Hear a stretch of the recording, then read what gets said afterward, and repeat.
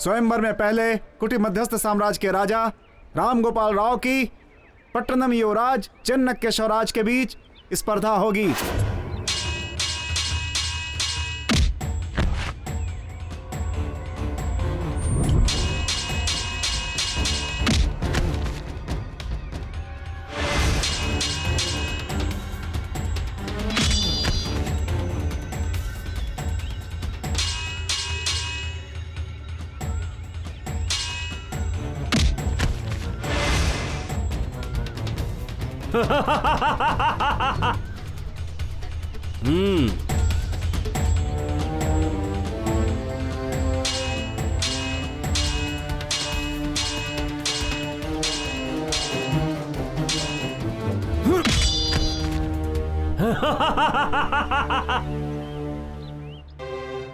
तिम्मम्मा मेरी है, मेरी विजय की जयकारे लगाओ। मैं हूं सबसे बड़ा वीर। तिम्मम्मा मेरी है। अगर किसी में हिम्मत है तो सामने आए। मैं हूं बालवीर।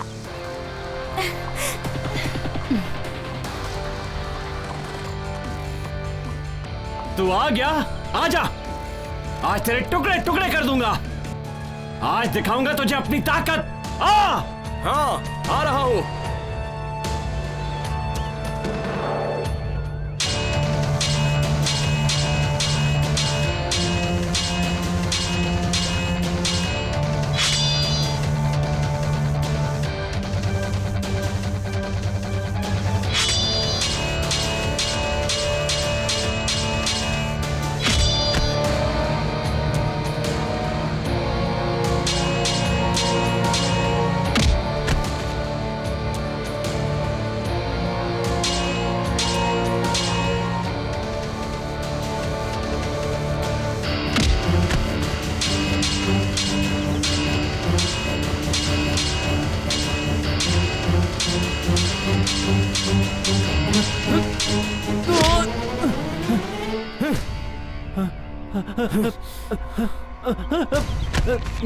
नहीं, मुझे मत मारो, मुझे मत मारो।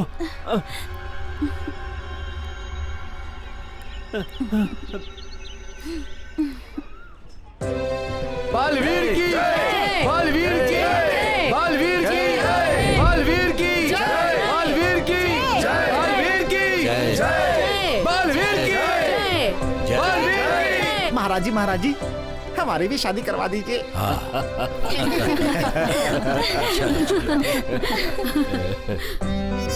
आयुष्मान बाबा।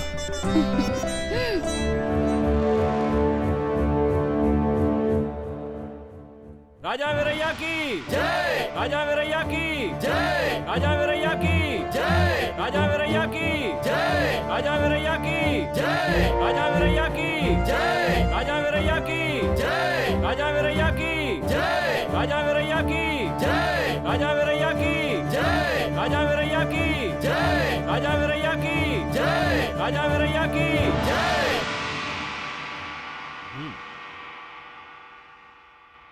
श्रीनिवासाय मंगलम, श्रीनिवासाय मंगलम।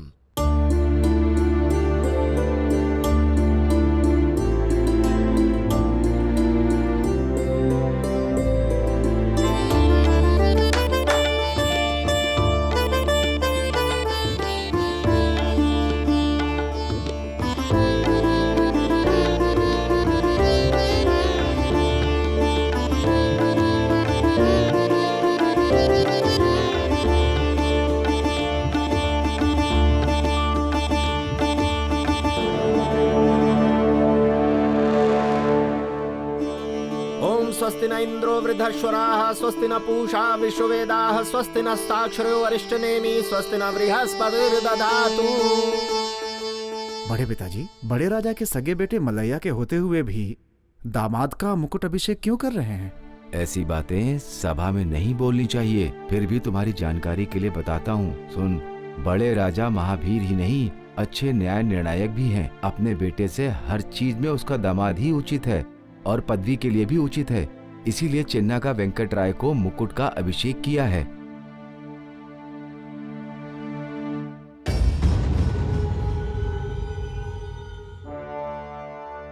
मंत्रियों, सेनापतिगण, सभी बड़े पदवी वालों, बंधु मित्रों और प्रजागण, सभी को मेरा नमस्कार। उन दिनों मेरी धनुर्विद्या से खुश होकर बुक्करायलू जी ने इस बुक्कापट्टनम का मुझे सामंत राजा बनाया था, लेकिन अब मेरी उम्र बढ़ रही है, इसलिए अपने दामाद यानी मेरे भांजे चेन्नक वेंकटरायलू की बुद्धि सामर्थ्य को देखकर उससे खुश होकर मैंने ये फैसला किया है कि मैं इस संस्थान का वारिस और संस्थाधीश बना दूं।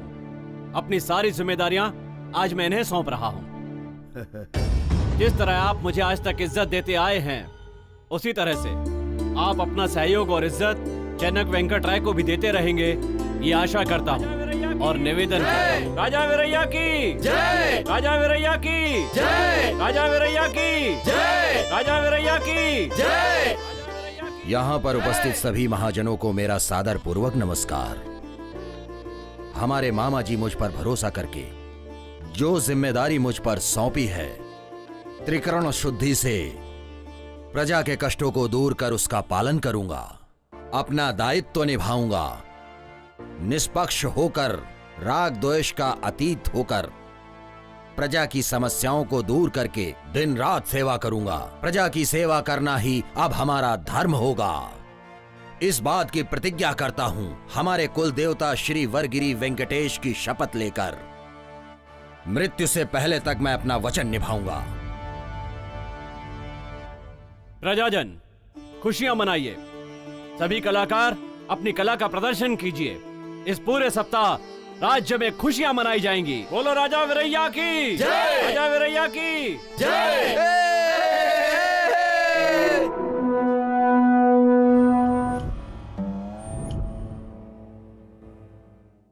महाराजा, आपका मंत्री, सेनापति, कोषाधिपति और शास्त्री जी इंतजार कर रहे हैं। महाराज, इस अचानक बुलावे का कारण क्या है? उस समय मेरे मामा जी को दिए हुए वचन के मुताबिक और प्रजा के सामने जो प्रमाण किया, उसी का पालन कर रहा हूं मैं। फिर भी ये अग्नि परीक्षा क्यों? ये अकाल क्यों हमारा पीछा कर रहा है? भोजन नहीं है, रहने का ठिकाना नहीं है, तकलीफों से गुजर रही इस राज्य की प्रजा और मूक जीव जंतु, इस स्थिति से बाहर लाने का कोई उपाय नहीं है क्या? आप ही जरा बताइए।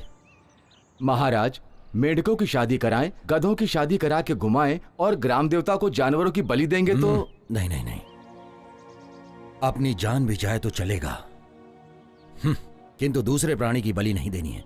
कोषाधिकारी धर्मन्ना जी, फिलहाल अपने खजाने की हालत कैसी है? महाराज, पेनुगुंडा रायवलारी के पास से आई हुई धन धान्य की मदद, गुडविल गंगराज का भेजा हुआ धन धान्य बहुत कुछ खर्च हो गया है।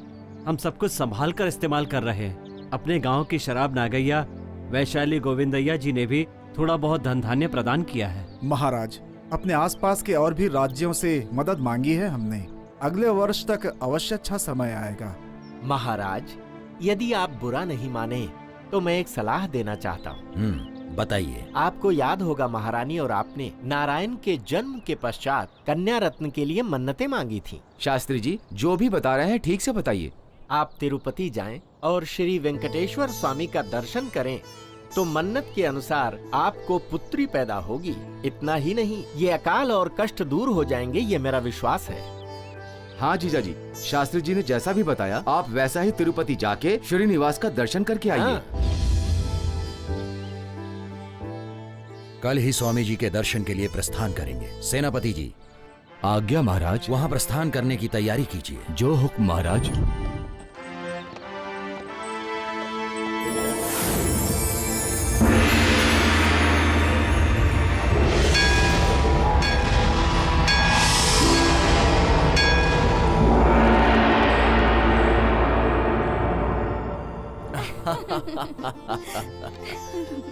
आप देवियों की बातें तो मैं कभी कभी समझ ही नहीं पाता। आप तो रहने दीजिए, ऐसा कुछ नहीं है। स्वामी, आपके दर्शन के लिए आए हुए उस पुण्य दंपत्ति को देखो, बेचारे यात्रा की थकान से कैसे सो रहे हैं। देखिए स्वामी। ठीक है, तो उन्हें पहाड़ चढ़ने का कष्ट नहीं होगा। ये दोनों वहीं से भेज दिए जाएंगे। ऐसी क्या बात है स्वामी? दरवाजे तक आए हुए लोगों को ऐसे ही वापस भेज देंगे? ठीक है, तो फिर मंगा को यहीं बुलाऊंगा।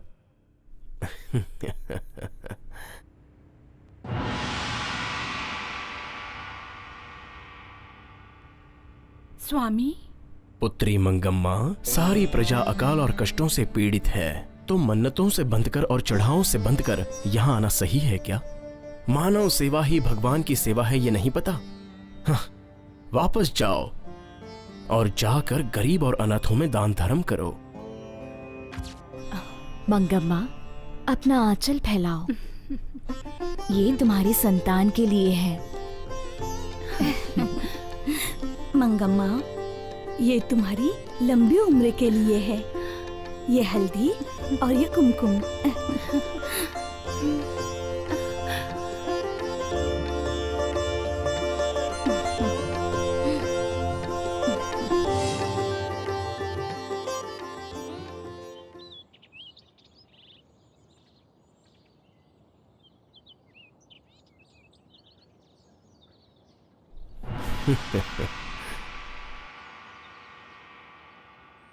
प्रभु, प्रभु,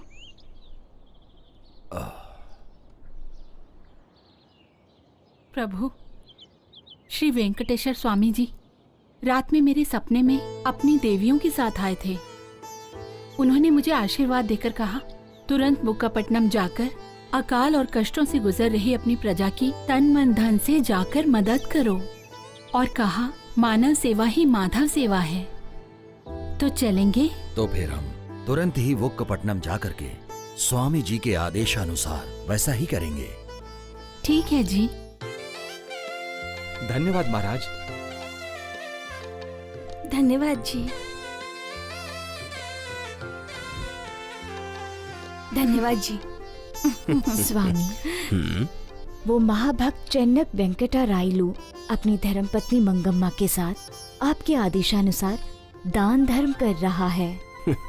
उन लोगों के राज्य से अकाल और संकट और कष्ट कब दूर होंगे स्वामी? इतना ही नहीं, उन्होंने आपकी आज्ञा का पालन भी किया। उनके मन्नत के अनुसार पुत्री को कैसे देंगे? ओहो, दोनों देवियां अपने आप को स्त्री समझने लगी हैं, इसलिए पुत्री के जन्म पर इतना गहन ध्यान दे रही हैं। हम पक्षपात नहीं कर रहे हैं स्वामी। आपने तो मंगम्मा को हल्दी कुमकुम देकर भेजा था और आपने तो फल देकर भेजा था। घर पर आई हुई स्त्री का ऐसा सत्कार करना, ये तो हमारा धर्म है। ठीक है, तो ध्यान से सुनिए। पिछले जन्म में वो मेरी बड़ी भक्त थी, पूजनीय। आज मंगम्मा के गर्भ में वो तिम्मम्मा बनकर जन्म लेगी। मंगम्मा के पेट में प्रवेश करते ही अकाल और कष्ट सब दूर हो जाएंगे। इतना ही नहीं, इस कलयुग में महासाध्वी बनकर उसका नाम उजागर हो जाएगा। सती तिम्मम्मा बनकर वो अमर हो जाएगी। उधर उस ओर देखिए।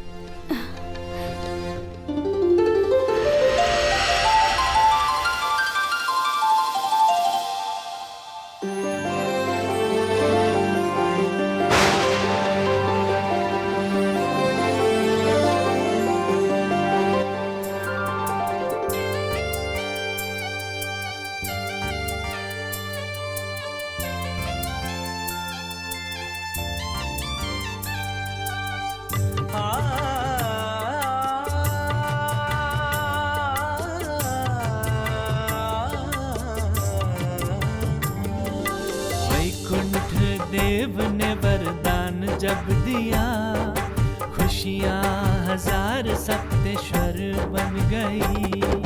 तिम्मम्मा जन्म की तिथि बन गई। तिरुमलेशा की महिमा की तुलना नहीं। देवी सुचरिता एक और आ गई।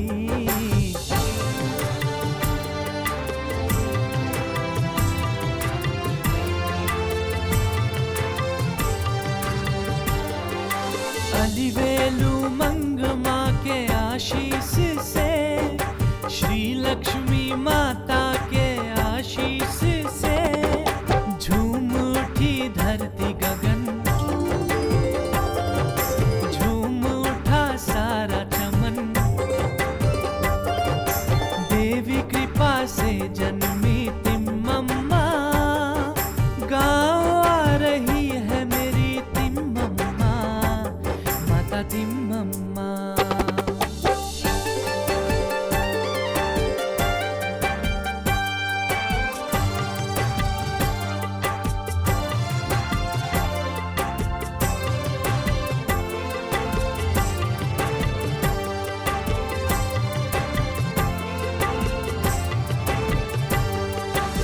आशीष दिया माँ को शेषनाग ने, लोग पराए भी डूबे माँ के प्यार में। बुद्धिशाली सारे भक्त, आएगा न कोई कष्ट, सात पर्वतों वाले भी न दूर हो। वैकुंठ देव ने वरदान जब दिया, वरदान जब दिया, वैकुंठ देव ने वरदान जब दिया, खुशियाँ हजार सप्तेश्वर बन गई। पुजारी जी, मेरे नाम से अर्चना पूजा कीजिए।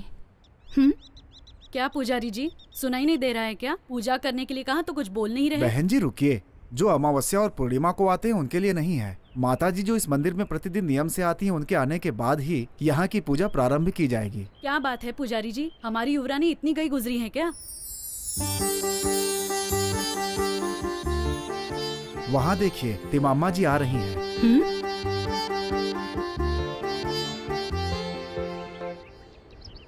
क्या हुआ भाभी, आप बड़े गुस्से में लग रहे हो? पुजारी जी को पूजा करने के लिए कहा तो बोले तिमाम्बा जी के आने तक पूजा नहीं करूंगा, और पुट्टम्मा जी का अपमान कर दिया। पुजारी जी, पहले भाभी को पूजा कर लेने दीजिए। वो बात नहीं है, आप भगवान की वरदान हैं। आपकी पूजा के बाद ही दूसरों की पूजा होती है। भगवान की दृष्टि में सभी एक समान है, कोई फर्क नहीं होता। पहले भाभी को पूजा कर लेने दीजिए। जैसी आपकी इच्छा। गोनि गोत्रोद्भवी पुट्टमनामधेवत्याः धर्मार्थकाम्य मोक्ष चतुर्विध फल पुरुषार्थ सिद्ध्यर्थम श्रियः कान्ताय कान्ताय कल्याण निधये निधयेत्थिनां श्री वेंकट निवासाय श्रीनिवासाय मंगलम्।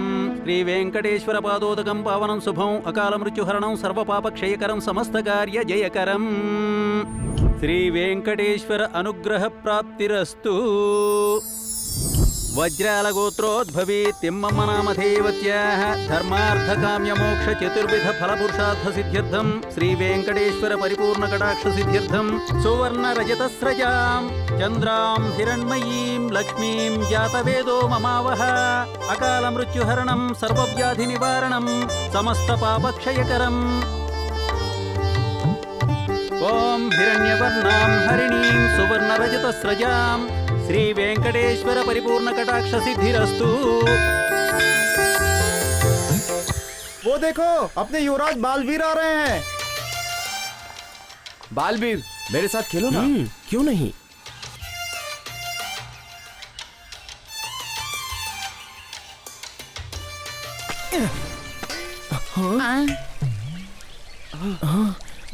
बालवीर ने गुल्ली को मारा तो मटका फूट गया, और इस तपती गर्मी में आपका बदन भी ठंडा हो गया। रुकिए, मैं अभी दिखाती हूँ। औरतों के सर पर रहने वाली मिट्टी के मटके फोड़कर अपनी ताकत मत दिखाइए। अगर असली मर्द है, अगर हिम्मत है, जोश है तुम में, तो इस जंगल की गायों को खाने वाले बाघ पर दिखाइए अपनी हिम्मत। अगर हिम्मत है तो मगधीर बनो। क्या बहन जी, मिट्टी का मटका फूट गया तो आप हमारी युवराज को गाली क्यों दे रही हैं? आपको रुकिए रुकिए, इसने जो कहा वो पूर्ण रूप से सच है। प्रजा के हित में काम करके अपनी ताकत दिखानी चाहिए, प्रजा और इस समाज की सेवा करनी चाहिए। इसलिए तुरंत जाकर मैं उस बाघ को मार कर आऊंगा। नहीं नहीं, बिल्कुल नहीं, आप अकेले नहीं जाएंगे। बाघ को मारना मामूली बात नहीं है। मुझे तो सोचकर ही डर लग रहा है। आप मत जाइए। बालवीर, मैं भी आ रहा हूँ। क्यों रे, क्या हमारे युवराज बाघ को मार देंगे? अपने बालवीर बाघ तो क्या, शेर को भी चिड़फाड़ कर रख देंगे। तो फिर चलो हम भी चलते हैं। आओ। हाँ चलो, मैं भी आ रहा हूँ।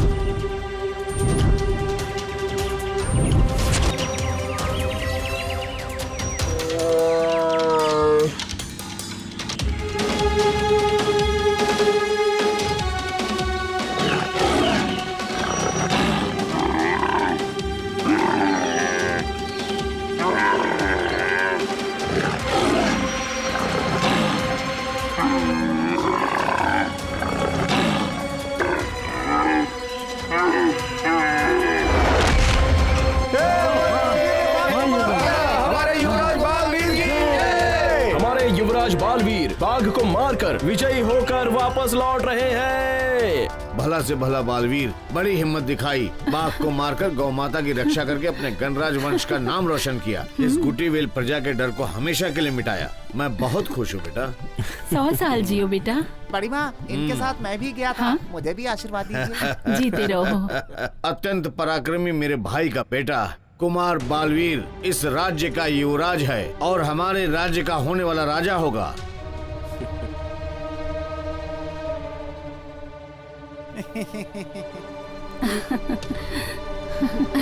बड़े पिताजी, फिर मेरा क्या होगा? भाई कृष्ण राय जी बड़े भैया। विजयनगर चक्रवर्ती के बुलावे पर वेणुगोंडा में समस्त राजाओं की सभा में उपस्थित होने के लिए मैं जा रहा हूँ। कल सवेरे ही प्रस्थान कर रहा हूँ मैं। हमारे वापस लौटने तक राज्य की समस्त जिम्मेदारी आप पर ही है। ठीक है बड़े भाई। बालवीर, तुम भी अपने चाचा की मदद करो। चारों तरफ चोर और डकैत हमला कर रहे हैं, ये बात मुझे सुनाई दे रही है। तुम्हें जागरूक होकर के किले की रक्षा करनी है और आप लोगों के साथ तो अपने सेनाधिपति वर्गानी मलैया जी तो है ही। ठीक है बड़े पिताश्री, आप निसंकोच जाकर आइए। बड़े पिताश्री, एक बात बोलना भूल गया। जाते जाते रास्ते में बुक्कापट्टनम में हमारे मामा जी के घर एक दिन बिताकर ही आइए। ठीक है कुमार। हाँ बड़े पिताश्री, मामा जी को ये भी बताइए कि घर के सभी लोगों को हमने अंतः मन से याद किया है। बता दूंगा। बड़े पिताजी, हमारी भाभी तिमामा को मेरा भाई बार बार याद कर रहा है। आई!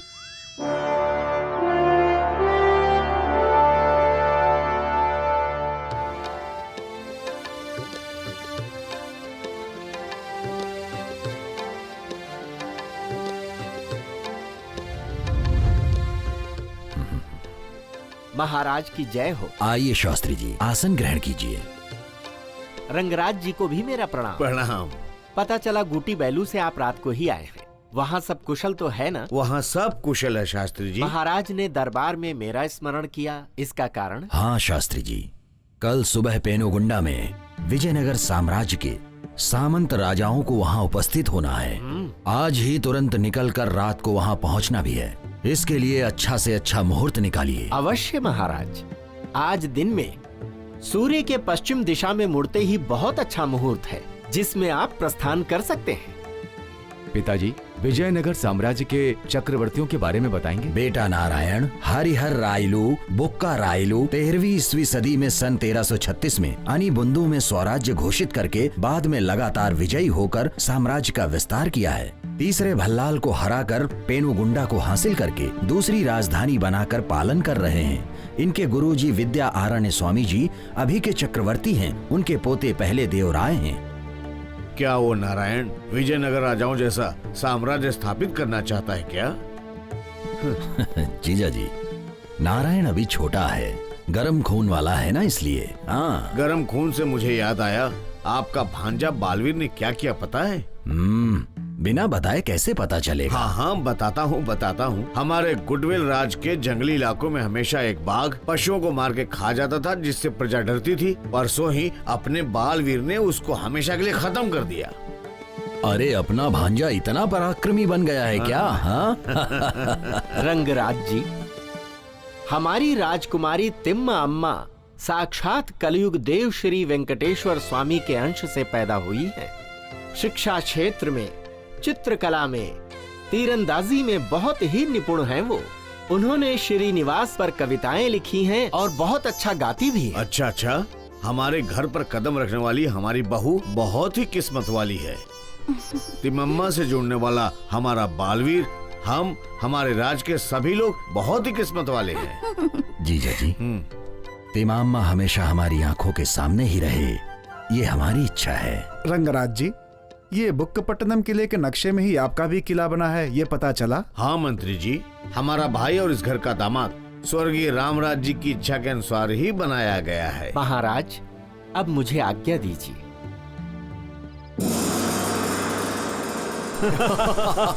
युवराज जी, क्या आपने मुझे बुलाया? आइए मंत्री जी, आइए।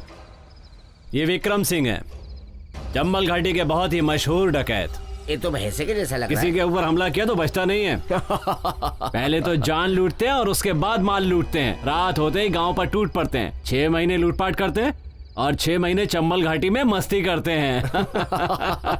युवराज, हाँ। इनसे आपका परिचय कैसे हुआ? मेरा व्यक्तिगत जासूस है ना कालिया, वो इन्हें लेकर आया है।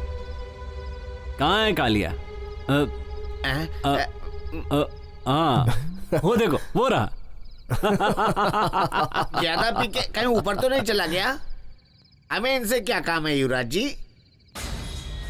हमारा शत्रु रंगराज विजयनगर साम्राज्य की सभा में गया है ना, गोटी वेलू में। बलवीर इस समय अकेला होगा तो आज की रात में विक्रम सिंह अपने आदमियों के साथ गुटवेलू पे आक्रमण करके बलवीर को मारकर सब कुछ लूट लेगा।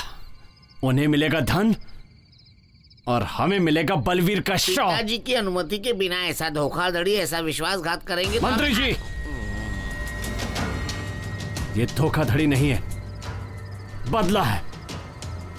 बलवीर मेरा दुश्मन है।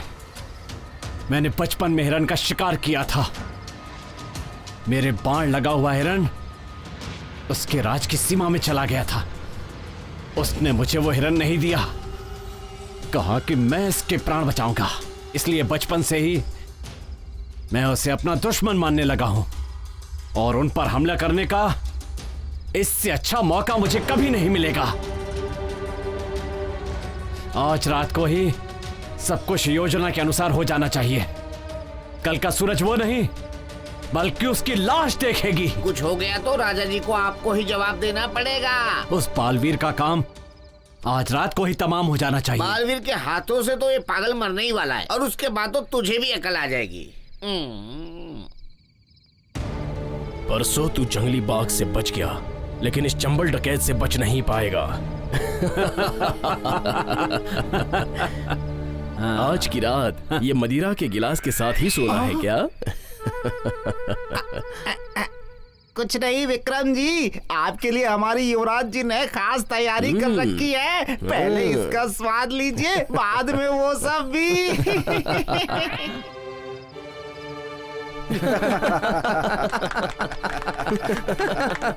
महाराज, उत्तर से डकैत लोग हमला करने के लिए आ रहे हैं। अपने जासूसों ने खबर की।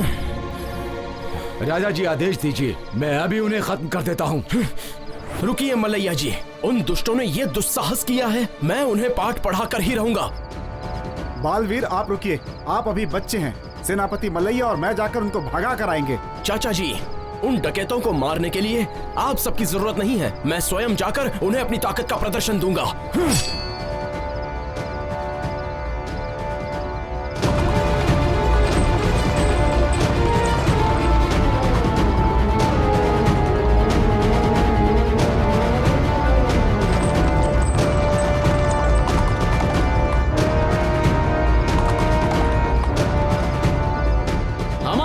डकैतों को मारकर विजय प्राप्त करके आ रहे हैं। शाबाश बालवीर शाबाश, उन डकैतों को आपने भगा दिया। वो डाकू लोग कौन थे, कुछ पता चला क्या युवराज जी? मलैया जी, उनमें से एक चोर को मैं बंदी बनाकर लाया हूँ। प्रस्तुत किया जाए। कौन हो, कहाँ से आए हो? मैं विक्रम सिंह नाम के डकैत के साथ आया हूँ। उनकी मदद करने वाले राजा फड़िंदर ने भेजा है। चाचा जी आज्ञा दीजिए, मैं शीघ्र जाकर तलपुल राज का सर्वनाश करके आऊंगा। आस्तीन में छिपे सांप को बाहर निकलने से पहले ही मार देना चाहिए। शांत हो जाइए बालवीर, शांत हो जाइए। डकैतों को अपने यहाँ आने से रोकना एक अलग बात है, लेकिन पड़ोसी राज्यों के साथ युद्ध करना एक अलग बात। हाँ युवराज जी, वो फड़िंदर एक डरपोक इंसान है। डकैत लोग को हमारे पास भेजकर अपनी असमर्थता दिखा रहा है। उसको तो ऊपर वाला ही देखेगा। तुरंत इस डकैत को बंदी बनाकर कारागार में डाला जाए।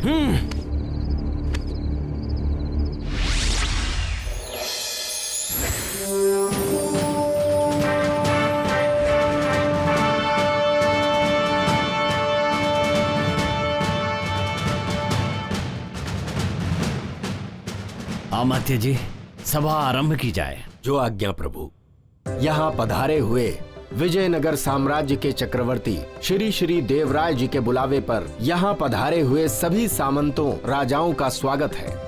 चक्रवर्ती राजा होने के नाते देश में सुख शांति हो, यही इनकी इच्छा है।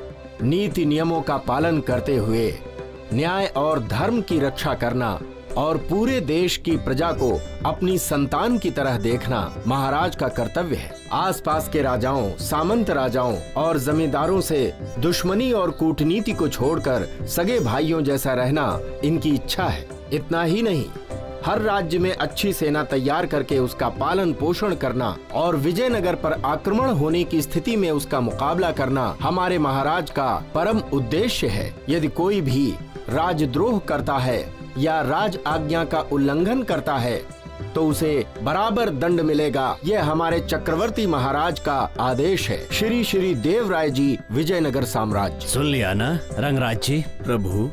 आपके बालवीर के बारे में सुना है, बाघ से लड़कर उसे मार डाला। जी प्रभु। यदि आप अनुमति दें तो उसे विजयनगर की सेना का सेनापति बनाना चाहता हूँ। क्षमा कीजिए प्रभु, मैं तो बूढ़ा हो गया हूँ। मेरा भाई क्षय रोग से ग्रस्त है।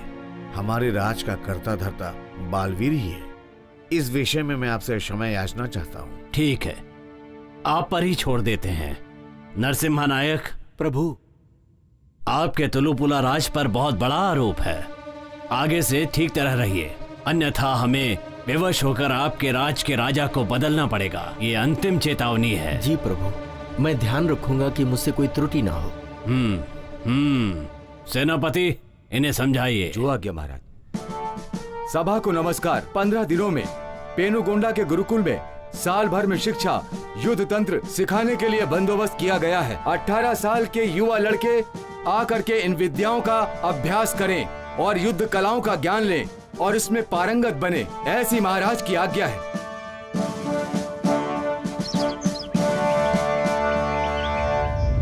आपका रात का सफर कैसा रहा? बहुत ही अच्छा रहा। शुभ दिन हो पिताजी। शुभ दिन हो नारायण। यहाँ आकर बैठो। आप कब आए? रात में थोड़ा देर से आया था, तब तक आप लोग सो गए थे। हाँ ठीक है। तिमाम्मा कहाँ है? देखा नारायण, हम सभी लोग यहाँ पर हैं, तो भी तुम्हारे पिताजी का मन तिम्मम्मा पर ही है। वेंकटराव तिम्मम्मा को देखे बिना एक दिन भी नहीं रह सकता। अगर वो शादी करके ससुराल चली गई तो? माता, ऐसा मत बोलिए। फिर क्या बोलूं बताओ? वो बात नहीं है सासू माँ, असल में वो एक घर जमाई ढूंढ रहे हैं। अपना बालवीर है ना? हाँ माता, मेरी भी यही सोच है, लेकिन सासू जी सही कह रही हैं। बालवीर ही तिम्मम्मा का पति बने तो इससे अच्छा और क्या चाहिए? हाँ पिताजी, बालवीर हमारी बहन से शादी करेगा तो हम दोनों कृष्ण अर्जुन जैसे रहेंगे। देखो, सभी की एक ही सोच है। लेकिन जीजा, घरेलू मामला है, इसलिए शायद नहीं मानेंगे वो। उस तिरुमला श्रीनिवास की कृपा रहेगी तो सबकी इच्छा पूरी हो जाएगी। ठीक है। तिमाम्मा कहाँ है? पिताजी, आपका सफर कैसा रहा? बहुत अच्छा रहा। पिताजी, हाँ। वर्गिरी वेंकटेश्वर का प्रसाद है ये। श्रीनिवास, ये लो माँ।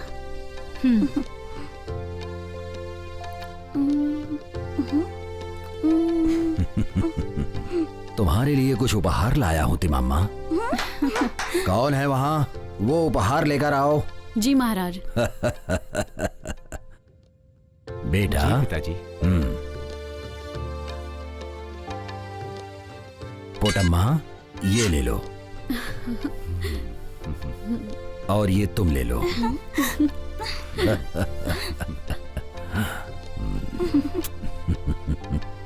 वो मुझे भी चाहिए।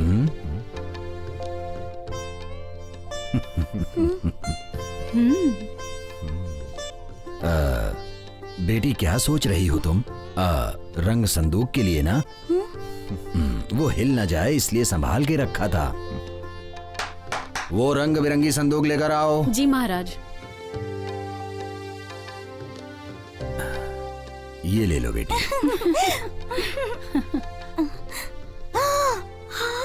ये रंग बिरंगी संदूक क्यों? मेरी प्यारी बहन के मन में बालवीर का चित्र बनाने के लिए। तब जीजा का चित्र नहीं, बंदर का चित्र बनेगा। पिताजी देखिए ना, भैया किस तरह से चिढ़ा रहे हैं मुझे। इन्हें घर से बाहर भगा दीजिए। बेटा नारायण, पेनुगोंडा गुरुकुल में सामंत राजाओं के वारिसों को शिक्षा और युद्ध तंत्र लगभग साल भर सिखाया जाएगा। 15 दिनों में शुरू हो जाएगा। तुम भी वहाँ जाने की तैयारी शुरू करो। जो आ अरे गया। बाप रे, साल भर भैया को देखे बगैर मैं कैसे रह सकती हूँ? अभी तो इसे किले से बाहर भगाने के लिए कहा था। वो तो सब झूठ मूठ का था माँ। भैया का रहना ही मेरे लिए सौभाग्य है। देखी ना इन भाई बहन की अनबन। वेंकटेश्वर, इन दोनों भाई बहनों के बीच प्रेम और अनुराग इनके मरते दम तक ऐसा बना रहे।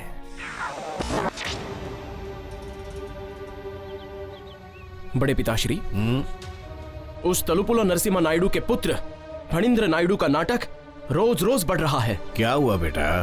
परसों आप पेनुगोंडा गए थे। ये बात जब उसे पता चली तो उसने डकैतों से अपने किले पर हमला जी करवाया। महाराज, बालवीर ने उन डकैतों को यहाँ से भगा दिया। शाबाश बालवीर, शाबाश। ये गंगराज वंश का छात्र इतना हिम्मती और पराक्रमी है। एक बार और उन लोगों को सिद्ध कर दिया। दोबारा? हाँ बेटा, उन लोगों से दुश्मनी आज की नहीं है। उनके दादा की दुश्मनी तुम्हारे दादा से थी। वो कैसे? हाँ, उनके दादा चंद्र नायडू उस समय इस गुटविल साम्राज्य के सेनापति थे। उन्होंने एक बार तुम्हारे दादाजी को हानि पहुंचाना चाहा। तुम्हारे दादा ने उन्हें मार के इस राज्य से उन्हें हमेशा के लिए निकाल दिया। उस पर हमेशा नजर रखना तुम बेटा। ठीक है। अरे आपने हमारे भाई वेंकट राय के घर की बातें नहीं बताई। तिम्मामा कैसी है? हाँ, बहुत अच्छी है। अपनी तिमम्मा लाल गुलाब जैसी दिख रही है। वो वीणा बजाते हुए मधुर गीतों से श्रीनिवास का कीर्तन करती हुई आहा कितनी सुंदर दिखती है। आप ऐसे बता रहे हैं तो मुझे अभी जाकर उसे देखने का मन कर रहा है। हाँ, बोलना भूल गए बालवीर। वेणुगोंडा गुरुकुल में साल भर के शिक्षण के लिए तुम्हें जाना होगा। 15 दिनों में तुम्हें निकलना होगा। सारी तैयारी कर लो। ठीक है। पुत्र फणींद्र, मंत्री जी ने सारी घटना हमें विस्तार से बताई है। विजयनगर से चक्रवर्ती राजा की हमें चुनौती मिली है। यदि हमने बुद्धि से काम नहीं लिया तो ये राज्य अपने हाथों से निकल जाएगा। पिताजी, बालवीर मेरा बहुत बड़ा दुश्मन है। उससे बदला लिए बिना मैं सोऊंगा नहीं। ये मेरी प्रतिज्ञा है। कुमार, रंगराज से हमारी दुश्मनी आज की नहीं है, पुरखों से चली आ रही है। रंगराज पूर्व काल में पेनुगोंडा का जो राजा था भल्लाल, उसकी तीसरी संतान है।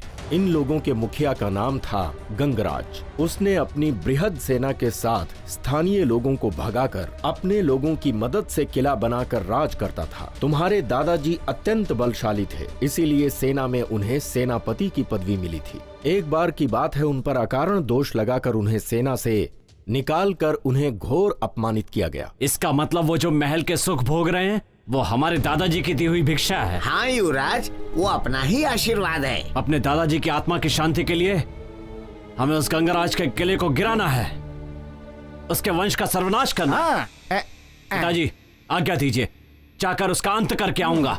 कहीं तुम्हारा ही वंश ना खत्म हो जाए। शांत हो जाओ पुत्र फणींद्र। समय आने पर सभी लोग साथ आएंगे और पूरे वर्ष भर पेनुगोंडा में शिक्षा और युद्ध तंत्र सिखाएंगे। तुम शक्तिशाली बनोगे और तुमने जो सोचा है वो साकार होगा। युवराज के चले जाने के बाद मेरा क्या होगा? इसका मतलब ये हुआ कि वहां बालवीर भी आएगा। उसका अंत वही करूंगा। मंत्री जी, फणींद्र के प्रस्थान की तैयारी करवाइए। जैसी आज्ञा महाराज।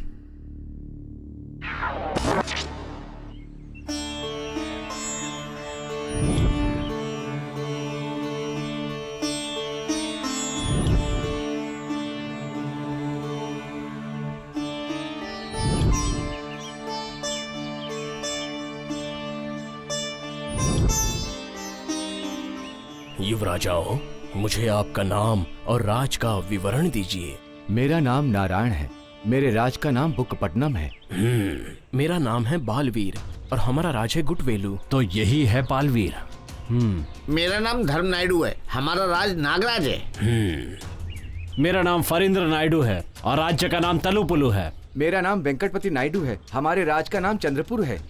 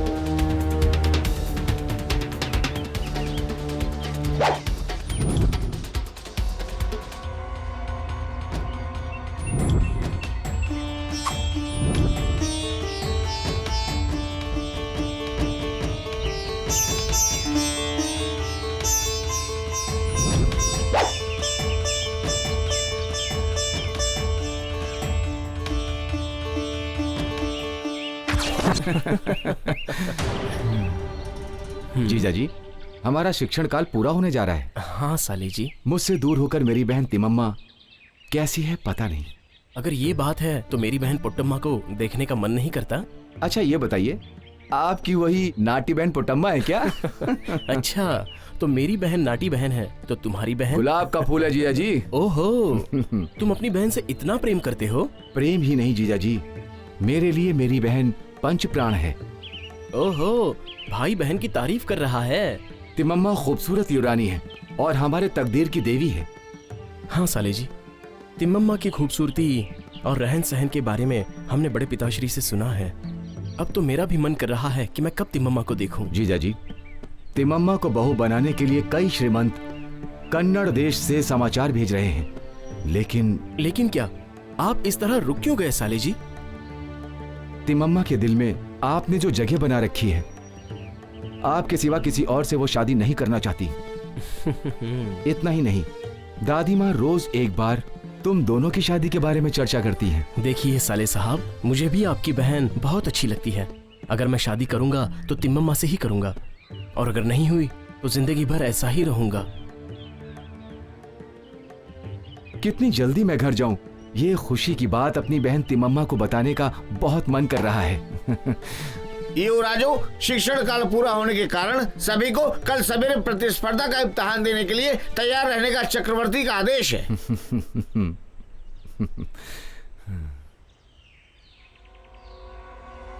मतलब तिम्मामा बहुत खूबसूरत है, अप्सरा जैसी। किसी भी तरह बालवीर को हटाकर तिम्मामा को हासिल करना होगा।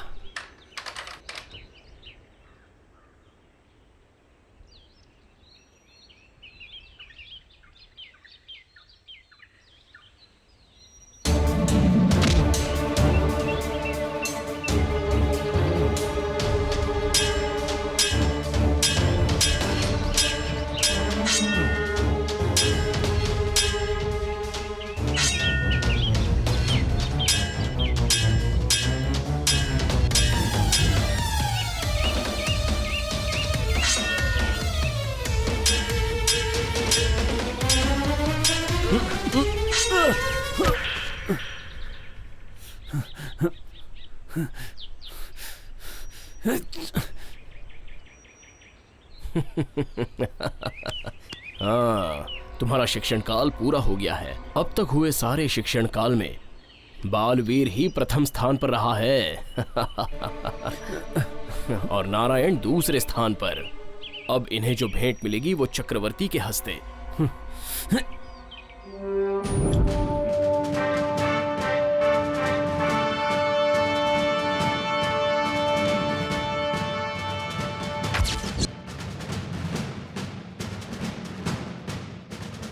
प्रणाम पिताजी। बेटा नारायण, बहुत दुबले हो गए हो। बेटा नारायण, तुम्हारे शिक्षा के दिन कैसे रहे? बहुत अच्छे रहे हैं पिताजी। बालवीर की प्रतिभा के सामने कोई भी नहीं टिक पा रहा था। बालवीर को प्रथम स्थान और मुझे द्वितीय स्थान मिला। उसके अंदर उसके मामा के सारे गुणगान जो आ गए हैं। वो अपना लक्ष्मम्मा का बेटा है। उसके माँ बाप जिंदा होते तो कितने खुश होते। माता, बालवीर को स्वयं चक्रवर्ती जी ने सोने का हार पहनाकर, हीरे की अंगूठी पहनाकर उनकी बहुत तारीफ की है पिताजी। भैया, आप कैसे हैं? मैं ठीक हूँ बहन, तुम कैसी हो? मैं भी ठीक हूँ। वो तिम्मामा का पति होगा, ये बात तो तिम्मामा के पैदा होते ही सोची थी।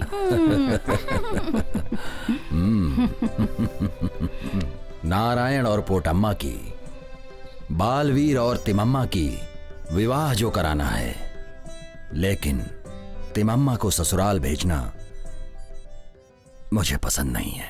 तो फिर बालवीर को अपने घर दामाद बना कर ले आएंगे पिताजी। हाँ, नारायण जो बोला वो बिल्कुल सही है। गुरुकुल में बालवीर ने मुझे बताया था कि तिमम्मा को बहुत पसंद करते हैं। फिर देर किस बात की है, जल्दी से अच्छा मुहूर्त निकलवाओ। ठीक है, आप सब लोग जब बोल ही रहे हो तो मैं भी कोशिश करता हूँ, लेकिन भगवान की जो इच्छा होगी वही होगा। क्या हुआ कुमार, इस तरह बैठे हो? चेहरा उतरा हुआ है, आखिर बात क्या है? अब क्या बताऊं पिताजी, गुरुकुल में भी मुझे अपमान ही मिला है। क्या कह रहे हो? अपमान? पेनु गोंडा चक्रवर्तियों ने विद्याभ्यास के लिए बुलाकर अपमान किया? ये बात नहीं है पिताजी। गुरुकुल में बालवीर मेरे बीच में दीवार बनकर खड़ा हो गया। उसने वहां सभी प्रतियोगिताओं में मुझे हराकर पहला स्थान प्राप्त कर लिया। सभी खड़े होकर उसका अभिवादन कर रहे थे और मेरा खून खौल रहा था। रोते रहो। क्या कहा आपने? मैंने कहा युवराज जी आप रोइए मत। मंत्री जी, आपको ही कोई व्यू रचना करनी है। धोखेबाजी करके ही सही, लेकिन बालवीर को रास्ते से हटाना है। तुम गुरुकुल से अभी अभी आए हो, थोड़े समय तक विश्राम करो। जय पराजय भगवान के हाथ में है, बाकी मुझ पर छोड़ दो। आपको एक बात बतानी है। उस बुक्कापट्टनम चेन्नक वेंकट राय की बेटी तिम्मम्मा, सुना है बहुत खूबसूरत और गुणवान। अरे काम पिशाच, मैं उससे शादी करना चाहता हूँ। हाँ? उनका भांजा बालवीर है तो अपना रिश्ता कैसे मानेंगे युवराज? इसीलिए तो पहले बालवीर को खत्म करना है, उससे मार करके तिम्मामा से शादी करनी है। अरे पापी, ऐसा पक्का षड्यंत्र कीजिए कि किसी को शक ना होने पाए।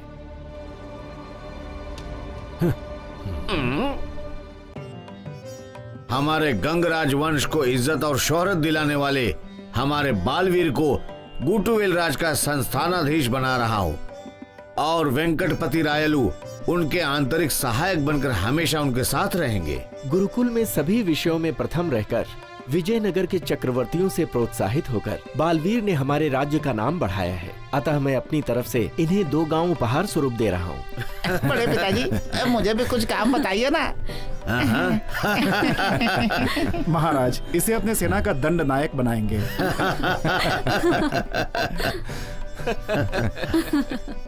प्रभु, अपने बालवीर की शादी करके उसे घरवाला बना देंगे तो अच्छा है। हाँ महाराज जी, महारानी जी जो कह रही हैं वो बिल्कुल सही कह रही हैं। तो फिर तुरंत दुल्हन को ढूंढना चाहिए। प्रभु, अपनी भांजी तिम्मामा है तो दूसरी बहू क्यों ढूंढना है, वो बात बताइए। नहीं है चंद्रमती। मैं परसों बुक्कापट्टनम गया था तो चेन्नक जी कह रहे थे अगर घर का दामाद बना ले तो कैसा रहेगा। तो फिर बालवीर का तिम्मामा से शादी करने का कोई योग नहीं है? जैसी ऊपर वाले की मर्जी। अच्छा दिन देख के चेन्नक वेंकट राय को समाचार भेज दूंगा। नमस्कार। नमस्कार।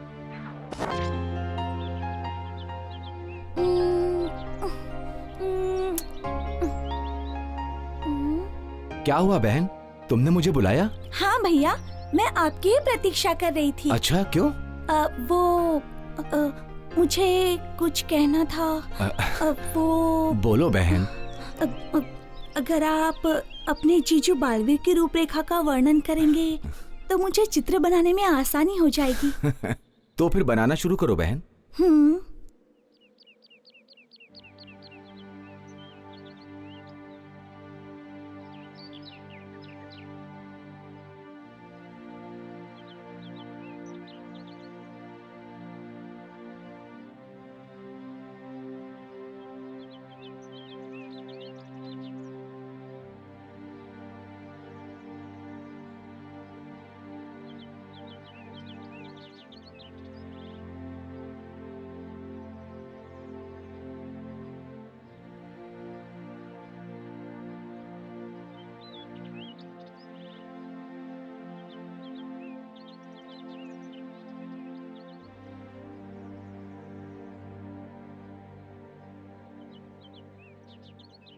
हाँ।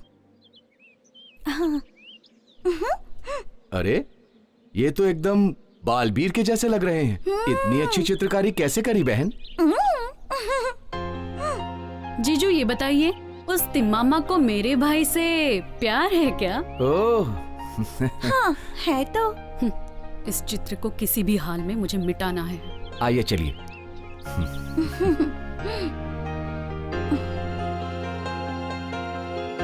अरे वाह, आप इतने खूबसूरत हैं। मैं तो इतने दिनों तक आपको पहचान ही नहीं पाई। अरे युवरानी जी, अकेले में किससे बातें कर रही हो? अरे वाह, कितने खूबसूरत हैं। कौन है ये राजकुमार? और कौन हो सकता है युवरानी का होने वाला पति बालवीर के सिवा? तो फिर चलो, अपना यहाँ पर क्या काम? चलो चलो। महाराज की जय हो। नमस्कार शास्त्री जी। आपने पंचांग के साथ मुझे बुलाया, कोई विशेष बात? बैठिए शास्त्री जी। धन्यवाद महाराज। बच्चों का विवाह कराना था, इसीलिए बुलवाया है। कोई अच्छा सा मुहूर्त बताइए इन लोगों की शादी के लिए। आइए शास्त्री जी, हमारी इच्छा है कि इन दोनों का विवाह हमारे जीते जी हो जाए। शास्त्री जी कोई अच्छा मुहूर्त निकालिए। अवश्य निकालूंगा।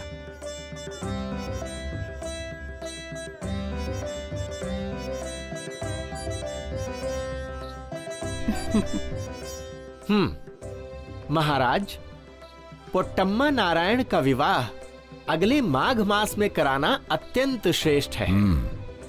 तत्पश्चात तिम्मम्मा की कुंडली के अनुसार आने वाले 6 महीनों तक विवाह हेतु शुभ मुहूर्त नहीं है।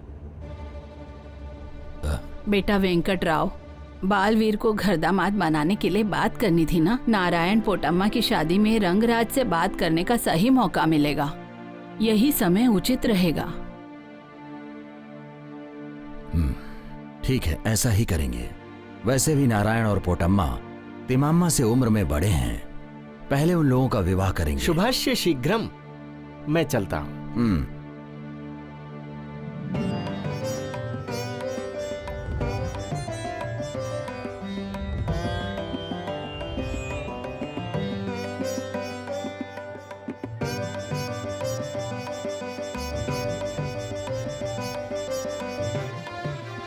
ये रूपवती कौन है? बहुत खूबसूरत लग रही है। ये चेन्नक वेंकट राय की बेटी है तिम्मम्मा। इनसे शादी करने वाला बहुत तकदीर वाला होगा। और कौन? गुडवेलू युवराज बालवीर है। अच्छा। हाँ। ओहो। ऐसा है क्या?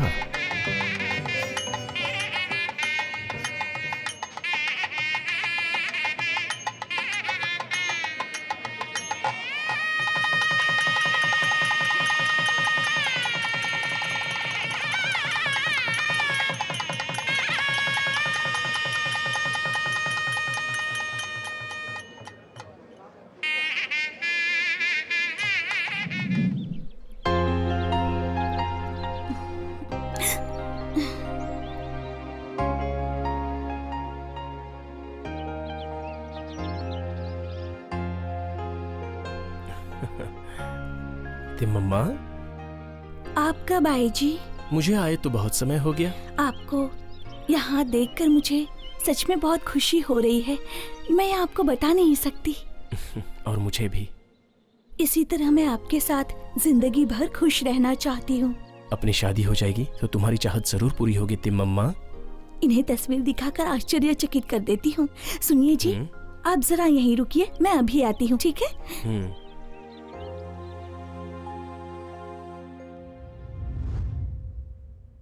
मैं अपनी तिम्मम्मा की बालवीर से शादी जो कराना चाहता हूँ, इस बात से क्या अभिप्राय है? हमें कोई अभिप्राय नहीं। वो आपका भांजा है। आपकी बेटी के साथ शादी कराने के लिए किसी को पूछने की जरूरत नहीं है। रंगराज जी, आपको एक बात बताना चाहता हूँ। वेंकटराय जी बालवीर को अपना घर जमाई बनाना चाहते हैं। देखिए, मैं बूढ़ा हो गया हूँ। मेरा भाई कृष्ण राय क्षय रोग से ग्रस्त है और मेरे पुत्र वेंकटपति राय में इतना सामर्थ्य नहीं। अब बचा है तो सिर्फ बालवीर। बालवीर को घर जमाई बनाएंगे तो हमारे गुटवेलू साम्राज्य की हालत क्या होगी, आप जरा सोचिए। बालवीर को घर जमाई बनाकर भेजना हमारे लिए अच्छा नहीं होगा।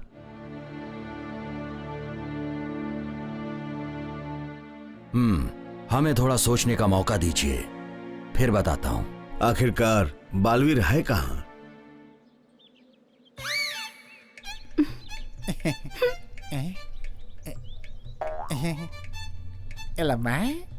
हाँ हेमंत,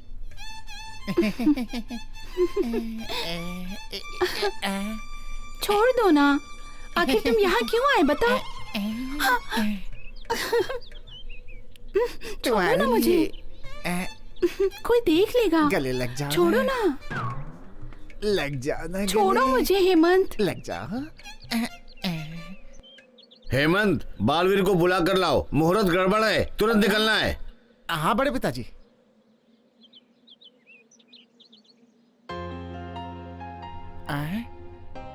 बालवीर, बालवीर, बड़े पिताजी जा रहे हैं, आपको तुरंत बुलाया है।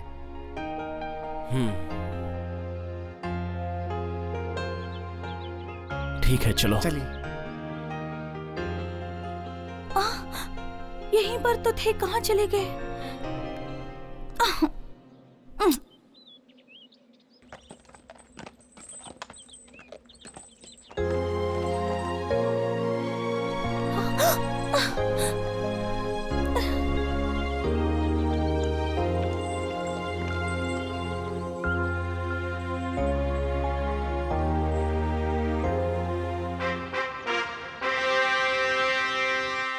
सासू जी, शादी अच्छे से हुई ना? हाँ, अच्छे से हो गई बेटी। पिताजी, बालवीर के शादी का प्रस्ताव कहाँ तक पहुँचा? देखो बालवीर, तुम्हारे मामा वेंकटराव तुम्हें घर जमाई बनाना चाहते हैं। आपका क्या अभिप्राय है?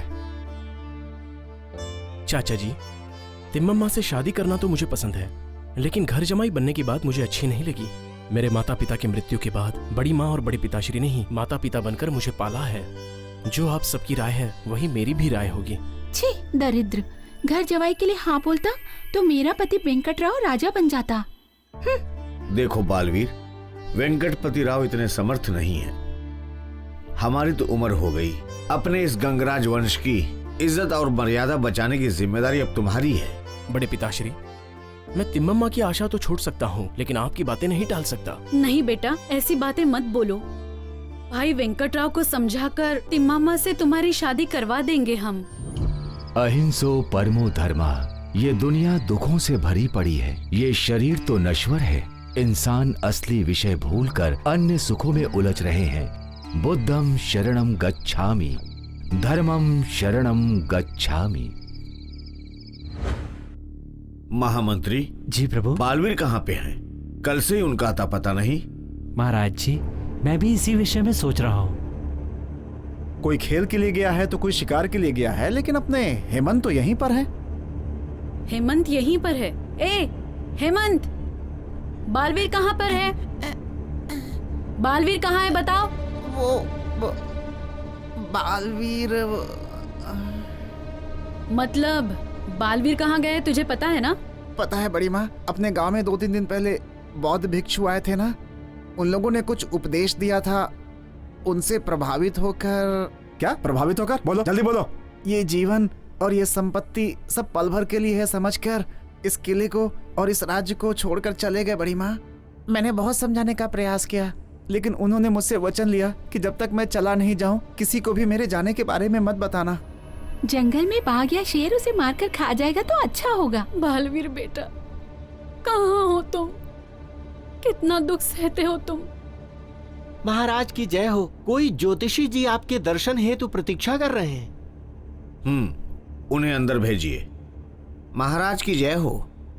बालवीर नहीं दिख रहे हैं, इसकी चिंता मत करिए, वो जहां भी हैं सुरक्षित हैं। जंगलों में सन्यासी बनकर योगियों के साथ मिलकर जीवन का मोक्ष पाने के लिए भ्रमण कर रहे हैं। कुछ दिनों में वापस लौट आएंगे, उसके लिए थोड़ा समय लगेगा, आप बिल्कुल चिंता मत करिए। बहुत अच्छी बात है, आपके आने से हमें खुशी मिली। हाँ मंत्री तिपन्ना जी, ज्योतिषी जी का सत्कार करके भेजिए। ठीक है प्रभु, आइए मेरे साथ। कृतज्ञ हूँ महाराज।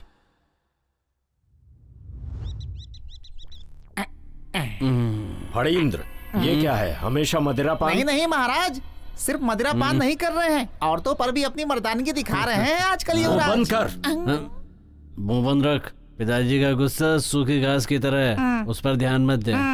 महाराज, युवराज शादी कर लेंगे तो अच्छा है। सत्य है मंत्री जी, आप सही कह रहे हैं। मेरे बेटे ने बुक्कापट्टनम वेंकटराय के घर पर एक समारोह के समय तिम्मम्मा को देखा था। जैसा तुमने बताया था वो अत्यंत सुंदर और रूपवती है। उसके सौंदर्य का कोई जवाब नहीं। उसे बहू बनाने की तो मेरी भी इच्छा है। कौवे के नाम पे पका हुआ टेंडली। पिताजी, मुझे बहुत खुशी हो रही है। इतने दिनों के बाद आपके मुंह से एक अच्छी बात सुनी है, लेकिन उस बालवीर को रास्ते से हटाना होगा। इस हेतु अपने मंत्री करुणाचल जी एक अच्छी योजना बनाएंगे बेटा। बनाऊंगा, उसमें तू ही मरेगा। ये बहुत बड़ी जिम्मेदारी है महाराज जी। फिर भी मैं कोई न कोई चक्रव्यूह जरूर रचूंगा। युवराज खुद ही अपनी मौत लेके आ रहा है। युवराज, आपने कभी तिम्मम्मा को देखा है?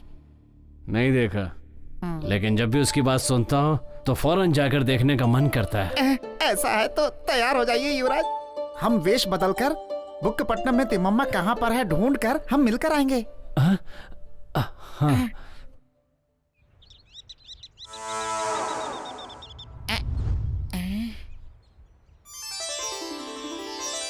युवराज, वो देखिए।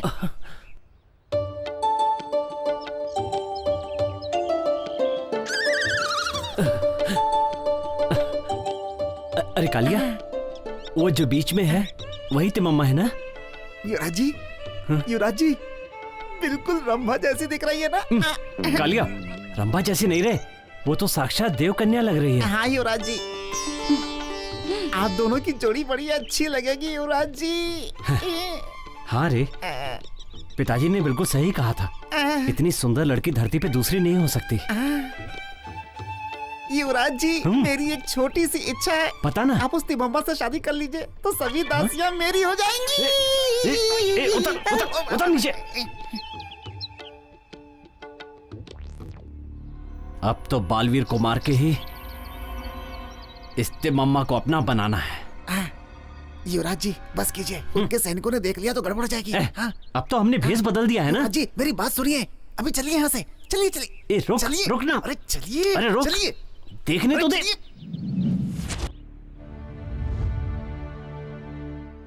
राजा चन्नक राय जी को मेरा प्रणाम। आइए शास्त्री जी। आपने मुझे याद किया महाराज, कोई विशेष बात? हाँ शास्त्री जी, तिम्मम्मा स्वयंवर के लिए कोई अच्छा सा मुहूर्त देखिए। हाँ, स्वयंवर हेतु? हाँ शास्त्री जी, मंत्री चिन्नप्पा से मैंने इस विषय पर सलाह ली है। उनके व्यू के हिसाब से तिम्मम्मा के स्वयंवर का प्रचार करेंगे तो वो बालवीर जहां कहीं पर भी रहेगा तो वो आकर स्वयंवर में जीतकर तिम्मम्मा से शादी करेगा, ऐसा बताया था। इसके लिए हमने ये बात स्वीकार की है। सर्वोत्तम महाराज, इसी गुरुवार को अत्यंत शुभ मुहूर्त है। उसी दिन आप इस कार्य को कर सकते हैं। हाँ, दया करके ये बात कहीं फैलने मत दीजिएगा। जो आज्ञा महाराज, अब मैं प्रस्थान करता हूँ। ठीक है। देखा चंद्रमती, वेंकटराव ने अपनी बेटी तिम्मम्मा का स्वयंवर के लिए निमंत्रण भेजा है। वो भी केवल घर जमाई लोग ही स्वयंवर में भाग ले सकते हैं। इस स्वयंवर में भाग तो लेना ही पड़ेगा। ये लो निमंत्रण पत्रिका। कितना कठिन मनुष्य है ये, अपने भांजे पर जरा सा भी रहम नहीं। कैसा व्यवहार कर रहे हैं। हाँ, हम लोग भी अपने बालवीर को घर जमाई बनने के लिए भेजना चाहते हैं, लेकिन वो इस वक्त हमारे पास भी तो नहीं है। ये तो अपना अपना कर्म है। बौद्ध भिक्षु यहाँ पर फिर क्यों आए, और उन लोगों की बातें सुनकर सब कुछ छोड़कर जंगल जाने का क्या उचित है? नहीं आएगा तो अच्छा होगा, मेरा पति राजा बन जाएगा। न जाने कौन से जंगलों और पहाड़ों में वो घूम रहा होगा। इस स्वयंवर के बारे में उसे कैसे पता चलेगा? कम से कम उस तिम्मम्मा की पूजा का कुछ तो असर होता। वो बालवीर वापस लौटकर तिम्मम्मा से शादी करेगा तो अच्छा रहेगा।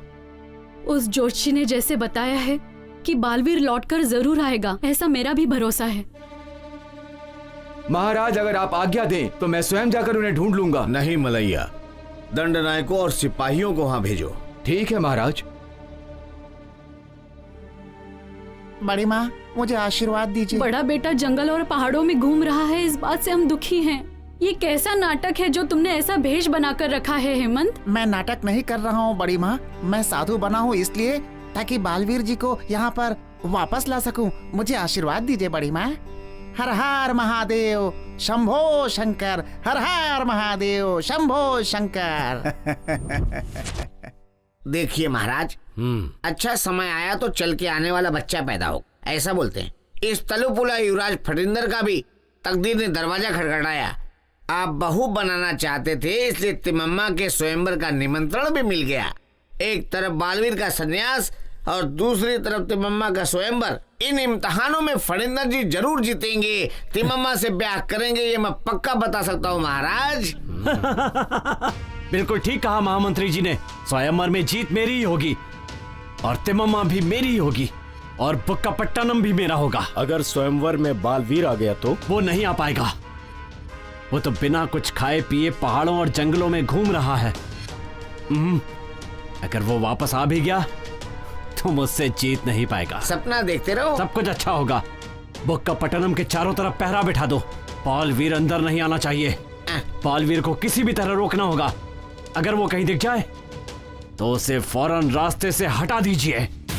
ये तेरे स्वयंवर का निमंत्रण नहीं, तेरी मौत का निमंत्रण है। युवराज जी सुनिए, आप स्वयंवर के लिए तैयार हो जाइए, आपके लिए सब अच्छा होगा।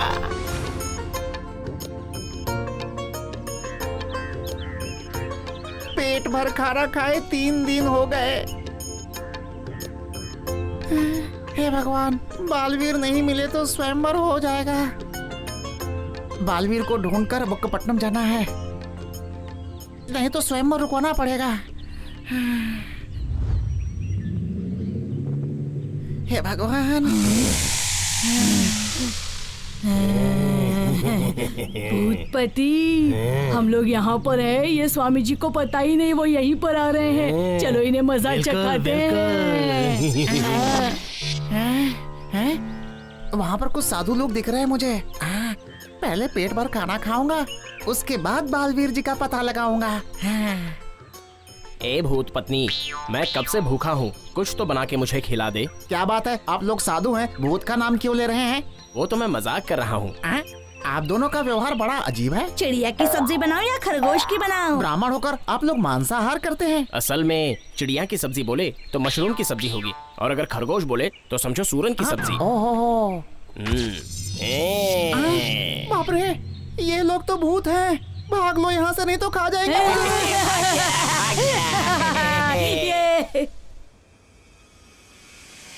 बेटी तिम्मम्मा, सब कुछ अच्छा ही होगा, चिंता मत करो।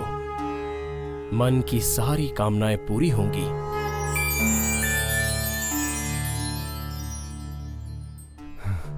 स्वामी, मेरी बहन तिम्मम्मा अपना दिल बालवीर को दे बैठी है। वो दूसरे को पति नहीं मान सकती है। कैसे भी करके इस समस्या का समाधान निकालिए प्रभु।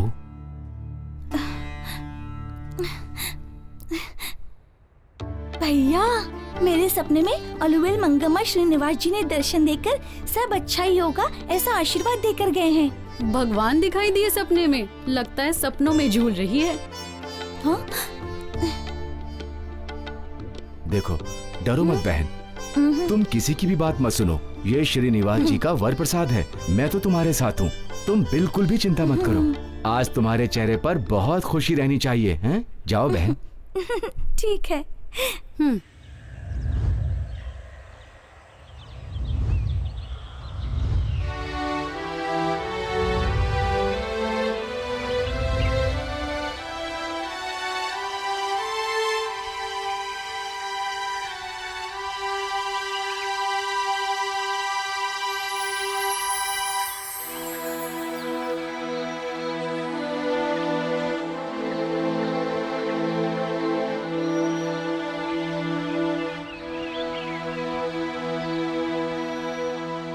गुरुजी को मेरा प्रणाम। आयुष्मान भव।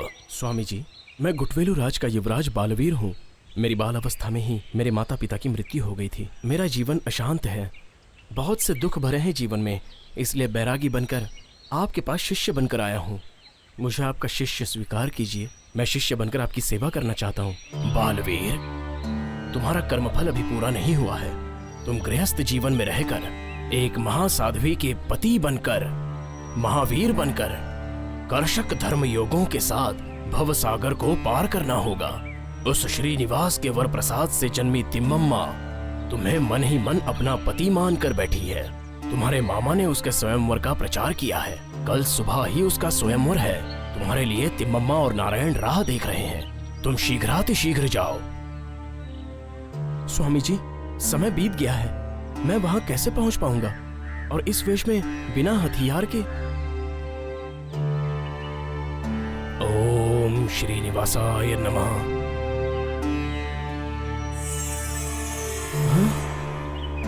स्वामी जी, ओम श्रीनिवासाय नमः। महाप्रसाद, वो देखो, वो जो घोड़ा दिख रहा है उस पर सवार हो जाओ। वो वायु की गति से तुम्हें वहां पहुंचा देगा। तुम्हारा कल्याण हो। धन्यवाद स्वामी जी।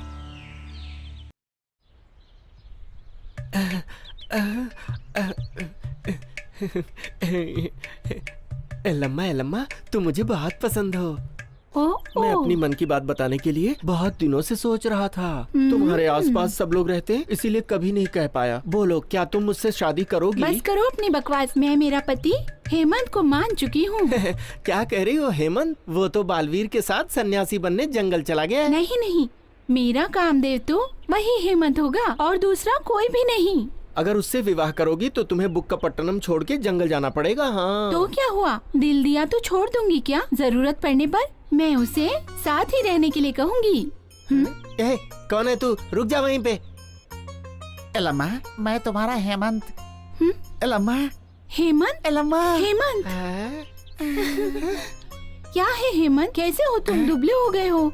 वो सब बाद में, लेकिन पहले हम लोग वहाँ पर जाएंगे। उतरना, किला संभालो। हाँ। चलो। सुनिए जी, दूध लाई हूँ। अच्छा ये बताइए कि मेरे पास क्या है? तुम्हारा ये तरुण सौंदर्य। नहीं, वो नहीं। आपको देने के लिए मैं कुछ लाई हूँ। तुम्हारा हृदय। सच में बहुत चालाक हैं आप। मेरे पीछे क्या है ये बताइए। वो तुम्हारा हृदय तिलक है। अच्छा ठीक बताइए ना। ठीक है। ये देखिए। अरे, ये तो मेरे जैसा ही है। इसे मैंने बनाया है। फिर भी मुझे देखे बिना तुमने मेरी प्रतिमा बनाई कैसे? भैया नारायण ने आपकी रूपरेखा का वर्णन किया तो मैंने चित्र बना दिया। तुमने मुझे तुम्हारे हृदय में कैद करके ये चित्र बनाया होगा। ठीक है, तुम बिल्कुल सही जीवन साथी हो मेरी। अच्छा, तुम स्वयंवर के लिए कैसे राजी हो गई? क्योंकि मैं जानती थी कि स्वयंवर आप ही जीतेंगे। मैं आऊंगा ये तुम्हें कैसे पता था? अगर मैं नहीं आता तो तुम उस फणींद्र से।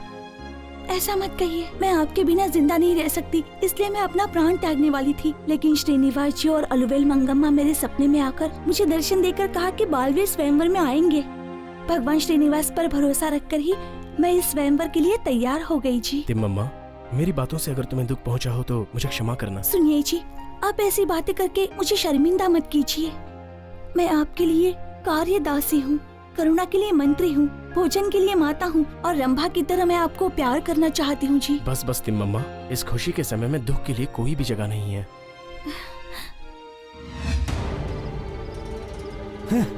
पिताजी, मैं अब जीना नहीं चाहता।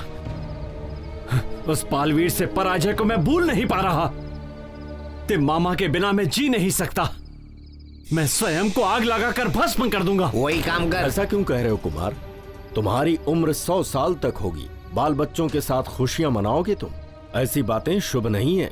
मंत्री जी, आप ही समझाइए इसे। हाँ युवराज, तिम्मम्मा से विवाह नहीं हुआ तो क्या इस लोक में सुंदरियों की कमी है क्या? नहीं है मंत्री, मेरे मन में तिम्मामा बस चुकी है। मैं किसी और को स्वीकार नहीं कर सकता। तुम्हारे लिए तिम्मम्मा ही नहीं, कोई दासी मिल जाए तो बड़ी बात है। तिम्मम्मा का विवाह हो चुका है और पराई स्त्री के बारे में सोचना महापाप है। आपकी इन्हीं बेकार बातों ने तिम्मामा को मुझसे दूर कर दिया है। बालवीर को उसी दिन जंगल में खत्म कर देते तो आज ये दिन नहीं देखना पड़ता। ये विधि का विधान है कुमार। हाँ युवराज, शादियाँ तो स्वर्गलोक में ही निश्चित हो जाती हैं, उसको बदलना किसी के बस की बात नहीं। तिम्मामा से मेरी शादी नहीं हुई तो क्या हुआ, लेकिन मैं उसे पाकर रहूंगा। अरे दरिद्र, उस बालवीर का अंत करके तिम्मामा को अपना बनाऊंगा। अरे बाप रे, ये अच्छी बात नहीं है। वो विवाहित है पुत्र, ऐसा सोचना बंद कर दो। आपकी बेकार की बातें सुनकर मैं रुकने वाला नहीं हूं। आज से उस बालवीर को खत्म करके तिम्मामा को पाना मेरा एकमात्र लक्ष्य है। दूसरों की औरतों पे बुरी नजर रखने वाले मिट्टी में मिल जाते हैं युवराज। सोचना बंद कीजिए मंत्री जी, और अब कोई नई व्यूह रचना कीजिए। देता हूँ तुम्हारी मौत के लिए अच्छी सलाह देता हूँ। क्या कहा? कुछ भी नहीं युवराज जी।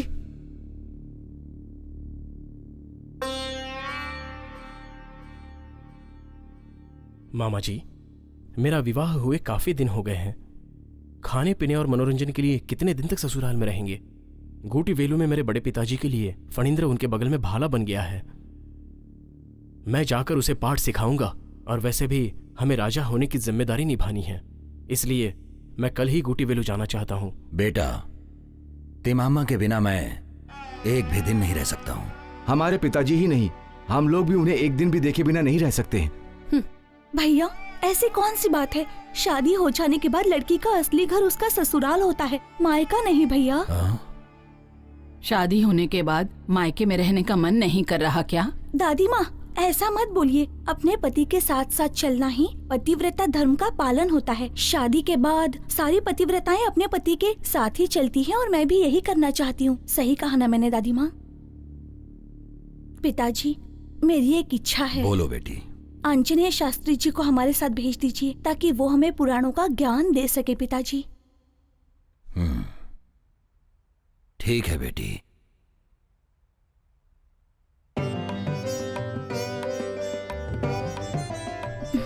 सुनिए जी, क्या मैं एक बात पूछ सकती हूँ आपसे?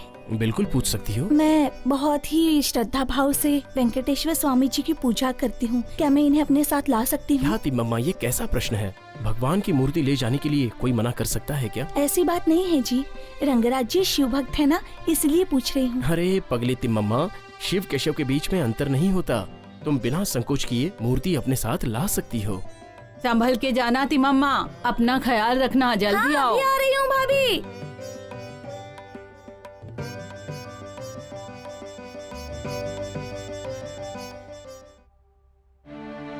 बेटा वेंकटराव,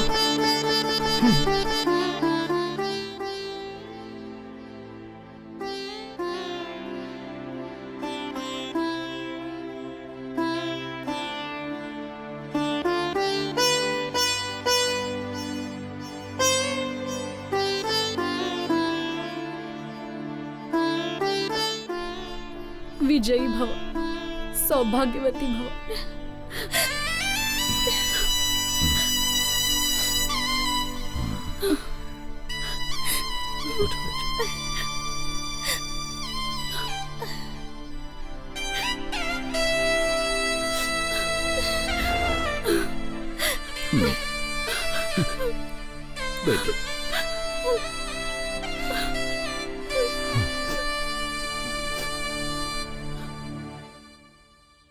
आपके आने का कारण? युवराज, ये लीजिए, विजयनगर से आपके लिए ये संदेश आया है।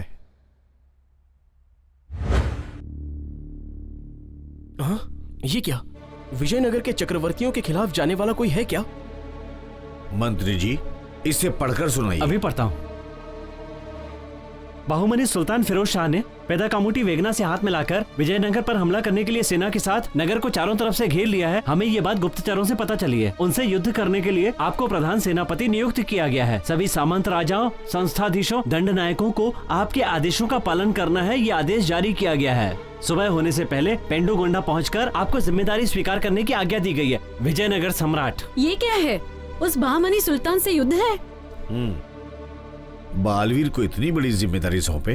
बड़े पिताजी, चक्रवर्ती जी ने हम पर जो विश्वास रखा है उसे व्यर्थ नहीं होने देंगे। हमें जिम्मेदारी नहीं भूलनी चाहिए। ऐसी बात नहीं है बालवीर, तुम अभी बहुत छोटे हो। सासू माँ जी, आप इन्हें निरुत्साह मत कीजिए। वो अच्छा राज्य है, ऐसे समय में इनके कदम पीछे नहीं हटनी चाहिए। ये अपने कार्य में जरूर विजयी होकर लौटेंगे। सोचिएगा मत, आशीर्वाद दे दीजिए।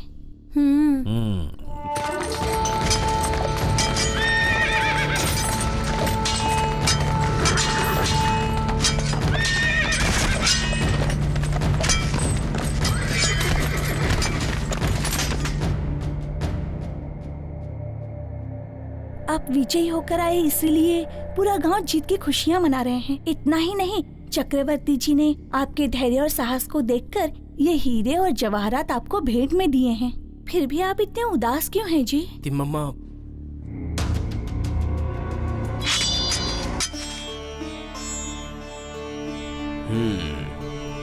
ये लो। सैनिकों, इसे बंदी बनाओ। मैं बहुत ही कृतज्ञ हूँ। अगर आप ना आते तो मेरा क्या होता? मेरे होते हुए ऐसा हो सकता है क्या राजन? मतलब आप विजयनगर साम्राज्य के प्रभु ने तुम्हारी मदद करने के लिए ही मुझे यहाँ पर भेजा है।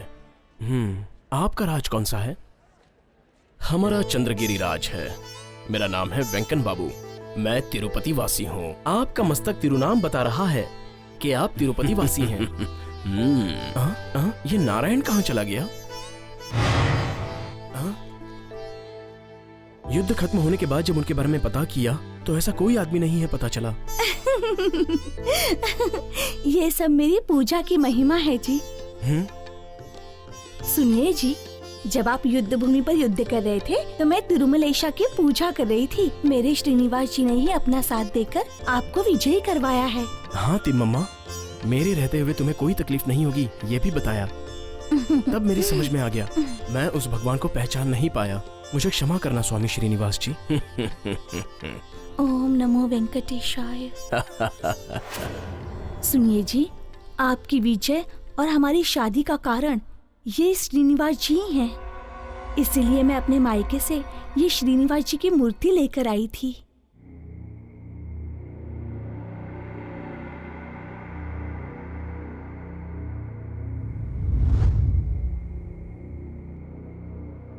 सुब्बा रायडू, इधर आओ। जी बहन जी।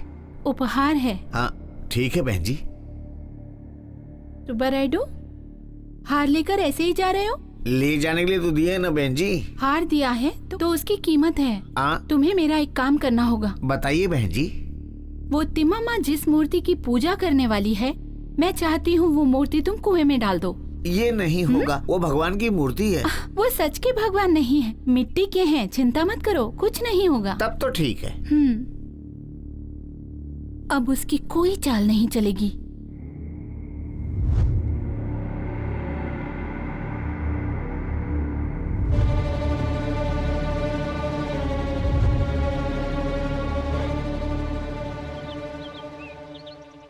सुब्बाराव जी। बोलिए महाराज। तिम्मम्मा को बुलाइए। जी महाराज।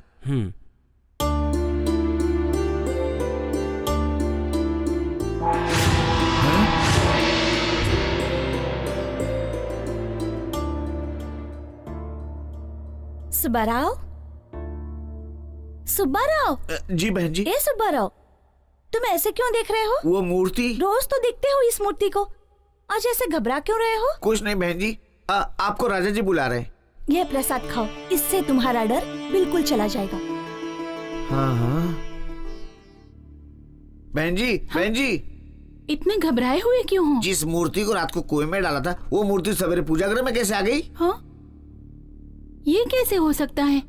हाँ बहन जी, तिम्मम्मा जी को बुलाने के लिए पूजा गृह में गया तो मूर्ति उसी जगह पर थी। हाँ?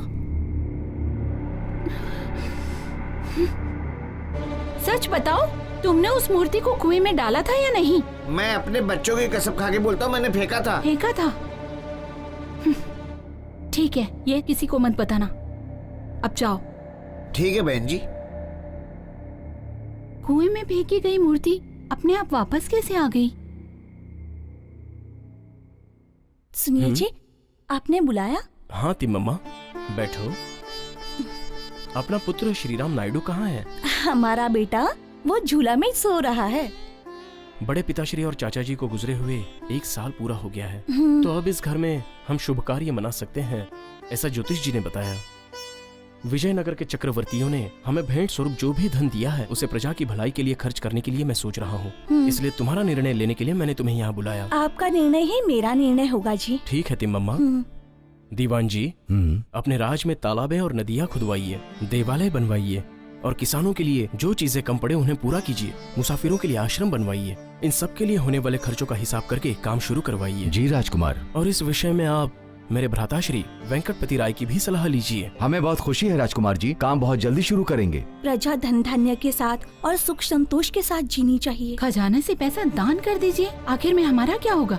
इस विषय में कुछ सोचना पड़ेगा, इसको रोकना पड़ेगा। जय हो महाराज। कोकंटी पालिया जी का बेटा कुमार मल्लो राव आ रहे हैं। ये बात है तो मैं स्वयं ही स्वागत सत्कार करूंगा। जी महाराज। प्रणाम मल्लपराय जी। प्रणाम। आइए यहाँ विराजिए। धन्यवाद।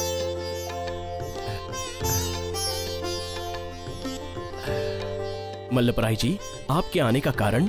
आप दोनों लोगों का शौर्य सुनकर अभिनंदन करके भेंट देना चाहता हूँ। मैं गलत समय पर तो नहीं आ गया? ऐसी कोई बात नहीं, आप अच्छे समय पर ही आए हैं। अपितु बंधु मित्र सह परिवार के साथ आपने भोजन करने का हमें अवसर दिया है। भैया, तिरुपति दर्शन के लिए गए हुए हमारे माता पिता, भैया भाभी आज आ रहे हैं। उन लोगों के लिए बहुत से अच्छे अच्छे पकवान बनाए हैं हमने। उन लोगों के आते ही हम लोग भोजन करेंगे, यही कह रहे हैं ये। क्या बात है, गुडविल से वेंकट राय जी आ रहे हैं? क्या सुअवसर है। मैं तो आप लोगों से मिलने आया था, उनके भी दर्शन करने का सौभाग्य मिल रहा है। लगता है घर से निकलने का मुहूर्त बहुत अच्छा था। सेनानी, उस पेटी को अंदर ले आइए। जी महाराज।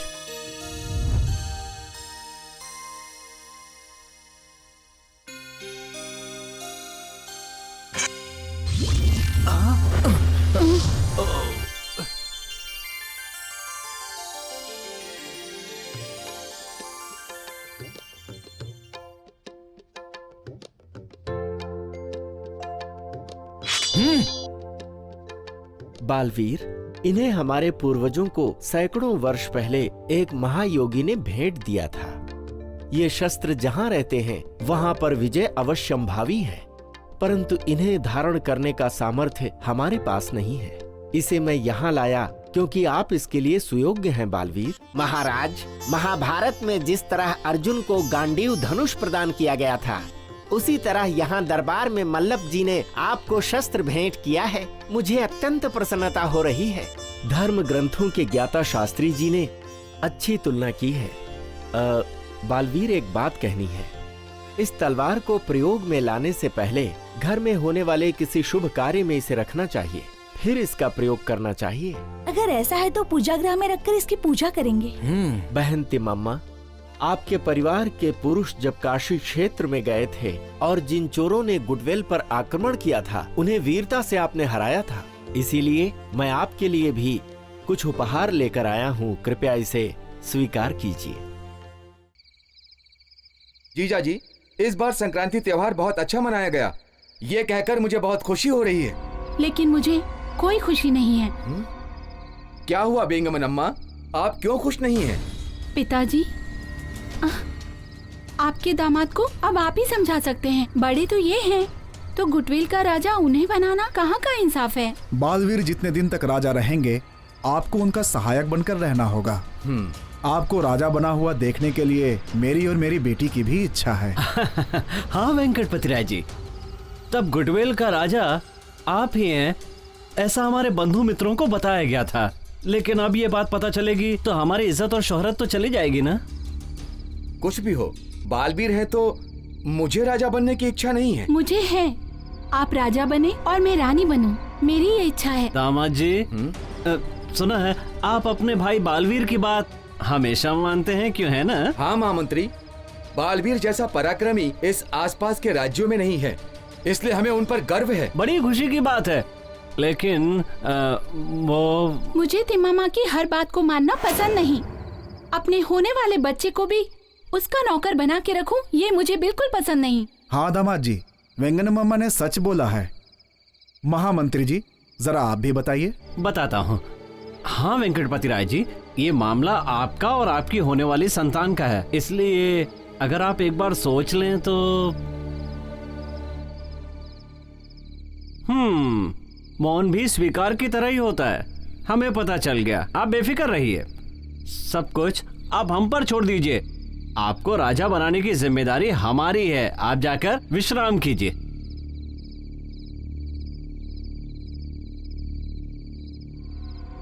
महाराज, पहले हम लोगों को उनके प्यारे लाडले बेटे श्री राम नायडू को रास्ते से हटाना होगा, वरना हमारा लक्ष्य पूरा नहीं होगा।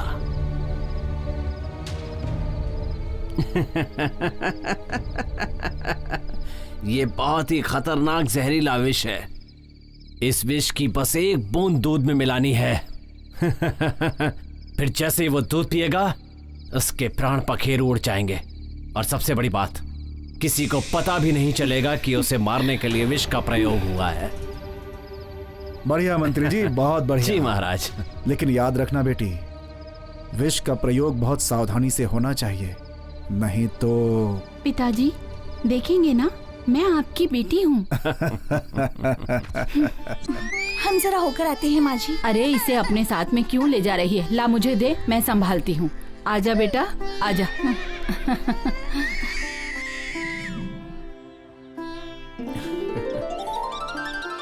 सुनिए जी, अगर इस समय हमारा बेटा भी अपने साथ होता तो कितना अच्छा होता ना। अभी भी तुम्हारा मन तुम्हारे लाडले बेटे पर ही अटका है क्या?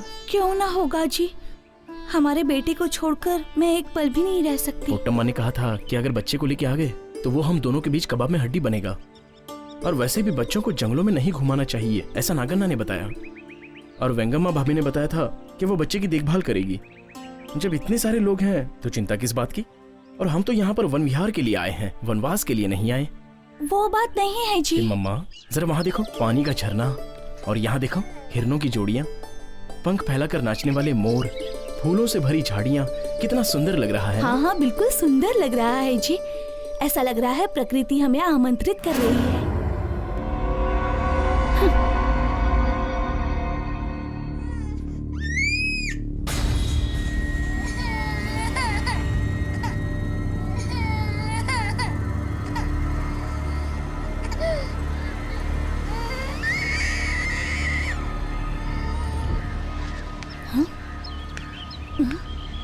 लगता है कोई आ रहा है यहाँ पर। हाँ, वो तो अपना चिन्नप्पा लग रहा है।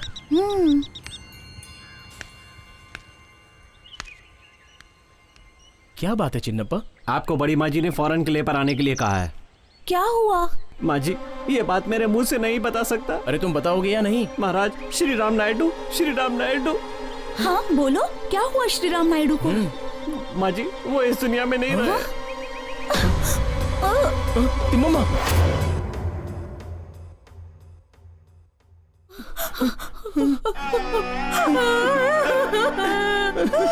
बेटा बेटा, श्री राम बेटा, ये सब क्या हो गया? ये सब कैसे हो गया? मैं कितनी अभागन हूँ। स्वामी श्रीनिवास, भगवान।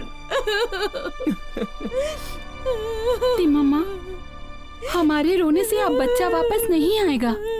अपने हाथ में कुछ भी नहीं है, शांत हो जाओ तिम्मम्मा। दीदी, हिम्मत रखो तिम्मम्मा।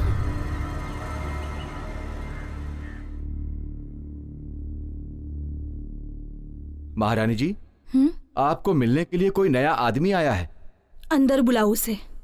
प्रणाम माँ जी। नानचरैया, ठीक तो हो ना? ठीक हूँ माँ जी। क्या बात है बताओ।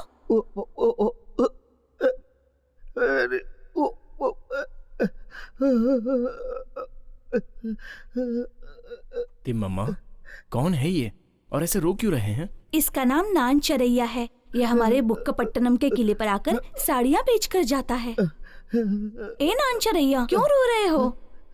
तुम्हारी साड़ियाँ या पैसे किसी ने चोरी कर लिए हैं क्या? नहीं माँ जी, बुक्कापट्टनम में एक घटना घटी है। बुक्कापट्टनम में? क्या हुआ बोलो?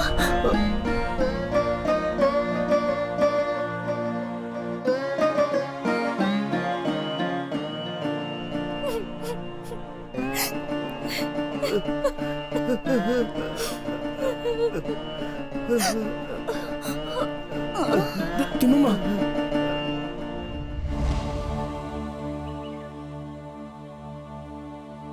क्या हुआ साले साहब? क्या बताऊं जीजा जी, हमारे पिताजी अपनी मौत की बात आपको नहीं बताने के लिए हमसे वचन लेकर गए। आप यहाँ आएंगे तो आपको भी क्षय रोग पकड़ लेगा, ये उनकी सोच थी। पैदा होने के बाद जीव का मरना जरूरी है, ऐसे ही अपनी मौत से कोई दुखी ना होवे। गीता का उपदेश दिया उन्होंने। पिताजी को दिया हुआ वचन मैं तोड़ नहीं सका, इसीलिए आपको बता नहीं पाया। मुझे क्षमा कर दीजिए। आखिरी वक्त में मैं अपने माँ और पिताजी को नहीं देख पाई, ना ही आशीर्वाद ले पाई। नानचरैया ने आकर ना बताया होता तो मुझे पता ही नहीं चलता भैया। रो मत बहन, हम लोग केवल निमित्त मात्र हैं। रो मत। जीजा जी, आप दोनों तिरुपति जाकर उनके दर्शन करें। पिताजी की यही आखिरी इच्छा थी। ठीक है साले जी।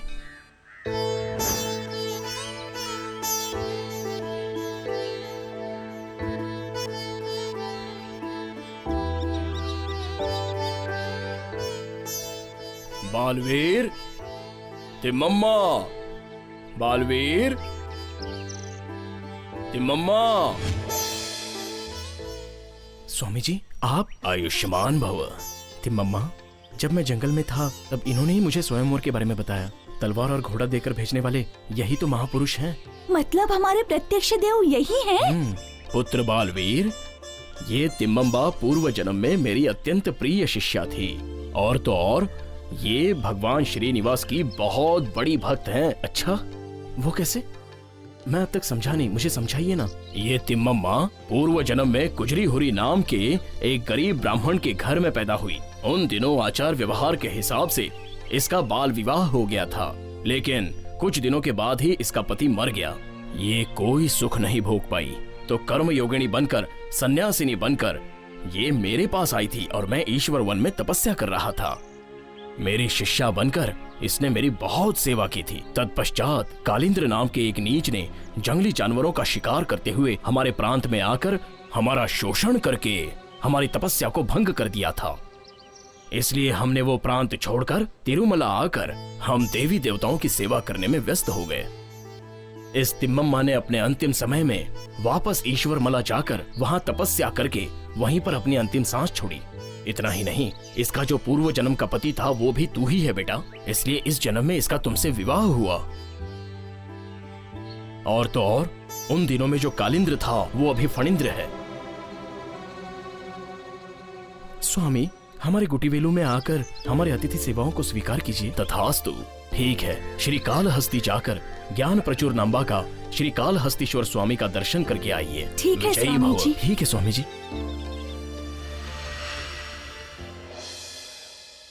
महाराज, जो हो चुका है उसके लिए चिंता मत कीजिए। इस जन्म में हमें संतान सुख नहीं मिलेगा क्या? थोड़े ही समय में अपने कुलगुरु आ रहे हैं, क्यों ना हम उन्हीं से पूछ कर देख लें। गुरुजी को हमारा प्रणाम। आइए, आसन पे विराजिए। सुखी भव, सुखी भव। गुरुदेव, आप हमारे कुलगुरु हैं। आपने सुंगेरी से वापस आकर हमारे घर को पवित्र किया है, इसलिए हम सब बहुत आनंदित हैं। स्वामी, हमारी एक इच्छा है। 10 वर्ष पहले हमारे 1 वर्षीय पुत्र श्री राम नायडू की मृत्यु हो गई थी। तत्पश्चात हमें कोई संतान नहीं हुई। भविष्य में हमारे भाग्य में संतान योग है। बालक, चिंता मत करो, आपको संतान योग नहीं है ऐसा किसने कहा? आप अपने कुल देव को भूल चुके हैं। आपके पूर्वज हर बौद्ध पूर्णिमा को गुटविल राज के प्रजाओं से मिलकर शिखर के ऊपर जाकर वहां गड़े खंबे पर ज्योति को जलाकर पूजा करते थे, रात वहीं बिताते थे। यही उनकी परंपरा थी। इस बात को आप पूरी तरह से भूल चुके हैं, इसलिए आपकी जिंदगी में इतना बड़ा दुख आया है। अगली पूर्णिमा बौद्ध पूर्णिमा है और इस दिन आपको एक कार्य करना है। आपकी मन्नतें जरूर पूरी होंगी। अवश्य स्वामी। एक बात याद रखना, इस अखंड पूजा को बिना किसी रुकावट के आपको संपन्न करना होगा। जी अवश्य गुरुदेव, हम दोनों मिलकर उस पूजा को सफल करेंगे। शीघ्र ही संतान की प्राप्ति होगी। अब हम चलते हैं। महाराज, कुमार मल्लप्राय के दिए हुए तलवार को पूजा में रखने का समय आ गया है। ठीक है शास्त्री जी। युवराज जी, आपके लिए प्रसन्नता की बात है। आने वाली बौद्ध पूर्णिमा को बलबीर और तिम्मम्मा दोनों पहाड़ पे जाकर के पूजा करेंगे और वहीं पर रात भी बिताएंगे। वो पूजा कर रहे हैं और रात वहाँ बिता रहे हैं, तो इससे हमें क्या? पिताजी, अपनी बेकार की बातें बंद कीजिए। ये लो। धन्यवाद युवराज जी। मंत्री जी, इतना अच्छा मौका हमें फिर कभी नहीं मिलेगा। किस्मत ने खुद दरवाजा खटखटाया है। अरे पागल दरिद्र, किस्मत तेरा दरवाजा क्या खटखटाएगी? सोच रहे हैं आप? कुछ नहीं, क्या व्यूह रचना ये सोच रहा हूँ मैं। उस बालवीर को पूजा के दौरान ही कुलदेव की पूजा की बलि बनाना है, तिम्मामा को पाना है। इसके लिए जितनी भी फौज की जरूरत है तैयार कीजिए। कुमार फणींद्र, ये क्या कह रहे हो तुम? मदिरा के नशे में कुछ भी बोल रहे हो। सीता को पाने के लिए रावण का क्या हुआ पता है ना? तिम्मम्मा से भी सुंदर लड़की ढूंढ कर तुम्हारी शादी पिताजी, करवाऊंगा। आप अपनी बकवास बंद कीजिए। मुझे तिम्मामा चाहिए। मेरे जीते जी ये नहीं हो सकेगा। तो ठीक है, यही सही। क्या? आपके मारने के बाद तो हो सकता है।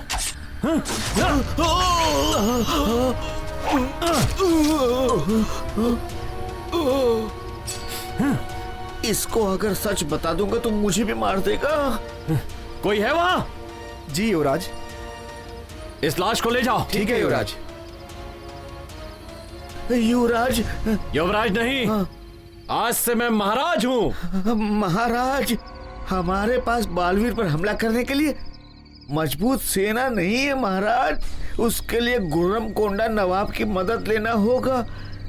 मेरी पहचान से उन नवाबों से आपकी पहचान करवा देता हूँ। आप उन लोगों को झूठ मूठ बातें बताकर हमला करने के लिए मदद ले लीजिए। ठीक है, आप बंदोबस्त कीजिए। ठीक है महाराज। बाप रे, बाप रे।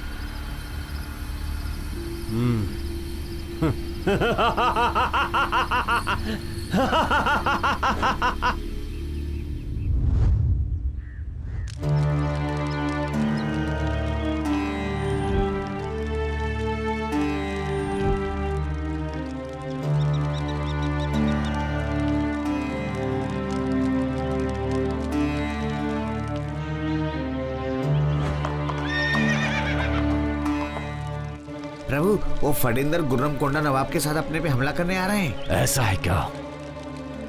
देखते हैं कितनी चर्बी है। अब क्या करेंगे? मैं सेना के साथ जाकर उसका खात्मा करके आऊंगा। चलो।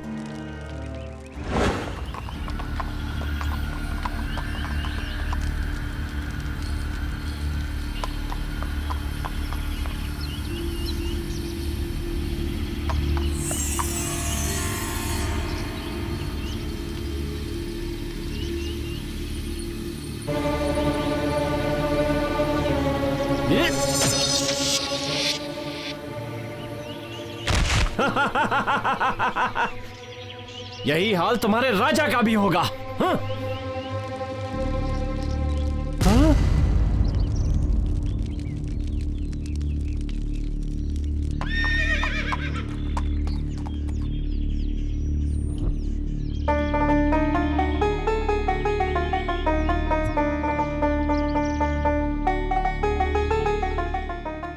हैदर अली, तुम अपने जीवन में बहुत बड़ी भूल करने जा रहे हो। फणींद्र ने अपने पिता की हत्या करके उनका दोष बालवीर के सर पर मढ़ दिया है। तिम्मम्मा को पाने के लिए ये कलयुगी रावण ऐसा कर रहा है। बालवीर तिम्मम्मा पुण्य दंपत्ति हैं, उनके साथ देवताओं का आशीर्वाद है। तुम उन लोगों का बुरा करोगे तो तुम्हारा भी बुरा होगा। मेरी बात मानकर तुम वापस लौट जाओ।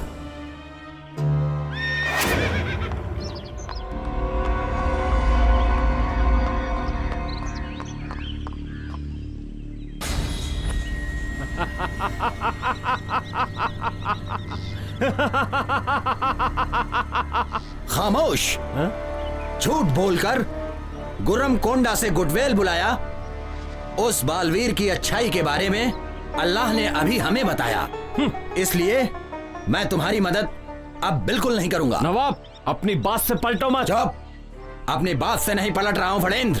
तुम्हारी चालबाजी पता चल गई। तुमको दिया हुआ अपना वादा भी वापस लेता हूं। तुम बालवीर से डर रहे हो। मुझे छेड़ो मत फणींद्र। उस बालवीर के हाथों से तुम्हारी मौत निश्चित है। ठीक है, पहले उसे मारूंगा, उसके बाद तुझे देखता हूं। हाँ? यह सब तुम्हारे बस की बात नहीं।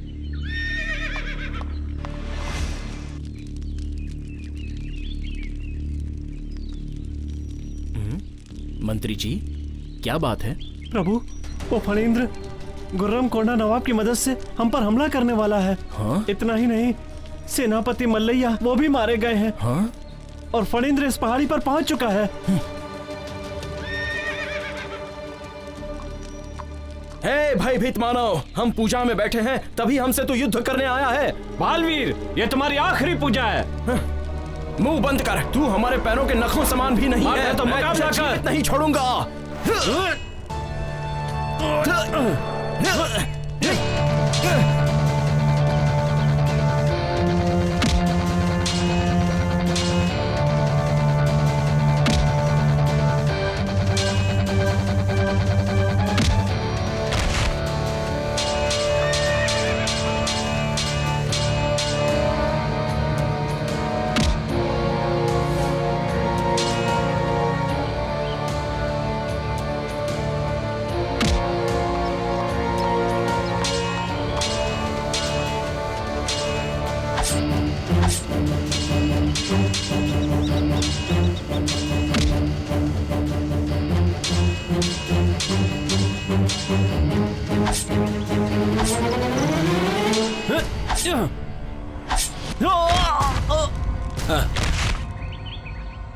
या अल्लाह,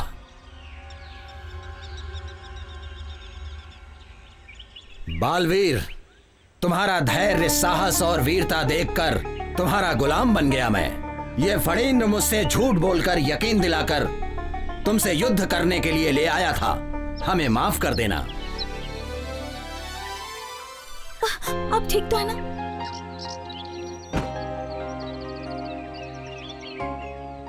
बालवीर की जय, बालवीर की जय, बालवीर की जय। बालवीर, अब मैं चलता हूं। वो विष लगी हुई तलवार थी। उस प्रहार से पूरा शरीर विषमय हो गया है। उन्हें ठीक करना बहुत मुश्किल है। ये आप क्या कह रहे हैं वैद्य जी? हाँ, उस दुष्ट फणींद्र ने इन पर दुश्मनी से जहरीली तलवार से युद्ध किया। हाँ बेटी, मुझे आज्ञा दीजिए। बहन जी, अब क्या करेंगे? वकंटी मैकल चरु वैद्य बुक्कपट्टनम से भाई नारायण के साथ आकर हमसे नहीं होगा ऐसा बोल रहे हैं। बेनुगोंडा के राजवैद्य से भी इलाज करा के कोई फायदा नहीं है। माँ, मेरी इस बीमारी को कोई ठीक कर सकता है क्या? मुझे इनकी वेदना देखी नहीं जाती। पूरे शरीर में जहर फैलता जा रहा है। अब तो श्री हरि ही इनका कल्याण करेंगे। बहन जी, आपको एक बात बताना है। वो मुनियप्पा नायडू किले में कोई राजद्रोह का षड्यंत्र बना रहा है। मैं जानती हूँ, मुझे भी ऐसा ही लग रहा है। फिर भी उस भगवान की इच्छा जो होगी उसी के अनुसार होगा।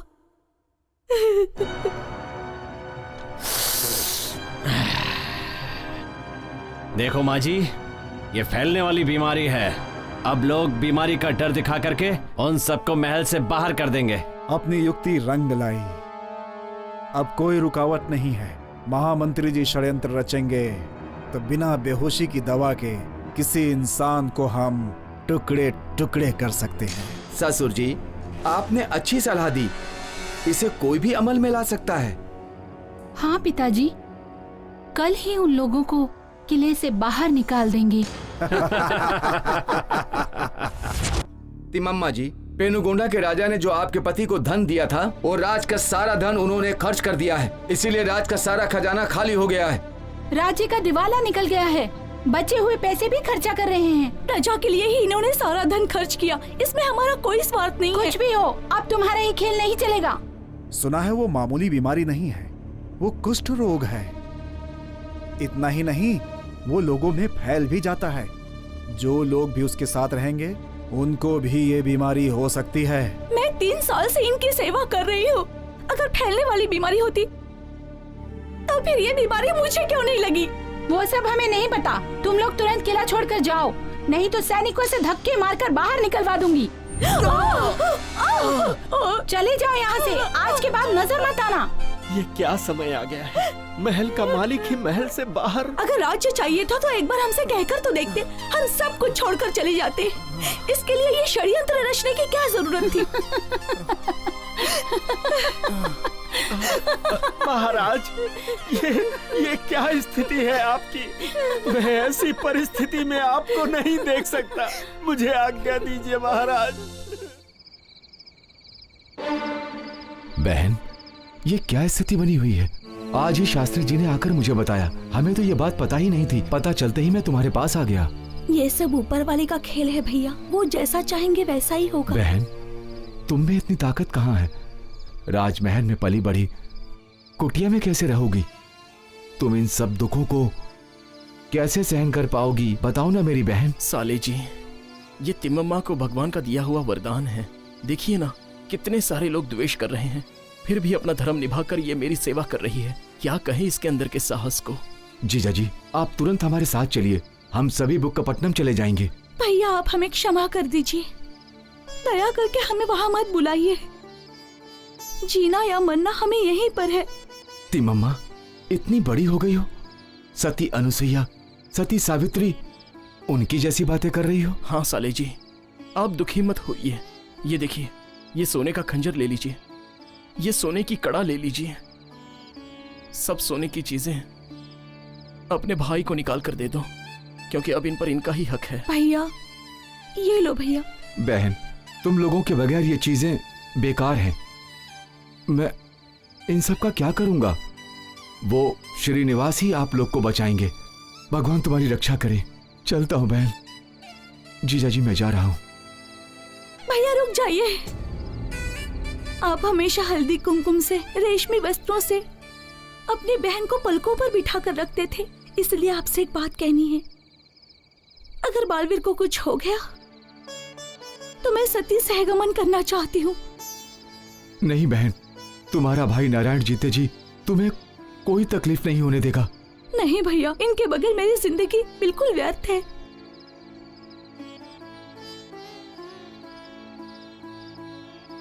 तिम्मम्मा, इस समय मुझे अपने गुरु के दर्शन करने का मन हो रहा है। हाँ जी, मैं भी यही सोच रही हूँ। पुत्री तिम्मम्मा। स्वामी, आप यहाँ, ये कैसा आश्चर्य है। हम दोनों अभी आपको ही याद कर रहे थे और इतने में ही आपने हमें दर्शन दे दिए। पुत्रों, आपकी इच्छा पर ही हम यहाँ आए हैं।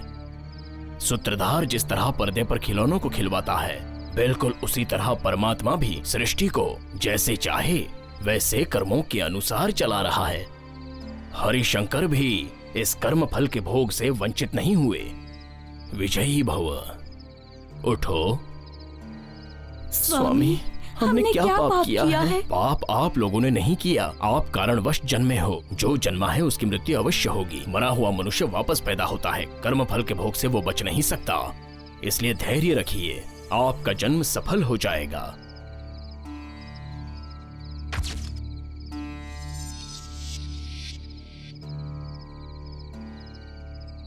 प्राणेश्वरी, पूर्व जन्म के पुण्य फल से ही तुम मेरी अर्धांगिनी बनी। तुम जैसी पतिव्रता के कारण मेरा ये जीवन और मेरा ये जन्म धन्य हो गया। हमारा ये गंगराज वंश चरितार्थ हो जाएगा। 25 वर्षों का अपना सांसारिक जीवन 25 दिनों जैसा बीत गया है। प्राणेश्वरी, मेरी मनोकामना पूरी हो गई और अंतिम समय में गुरुदेव के दर्शन भी हो गए। वो देखो प्राणेश्वरी, मुझे कोई लेने आ रहा है। मुझे उनके साथ जाना होगा प्राणेश्वरी। तिम्मम्मा, तिम्मम्मा, मुझे क्षमा करना। नहीं, ये सब क्या हो गया? मेरे साथ अन्याय किया आपने। इस आधी रात को मुझे अकेला छोड़कर चले गए आपने। स्वामी श्रीनिवास, मेरे पति के साथ जाने का मुझे वरदान दीजिए।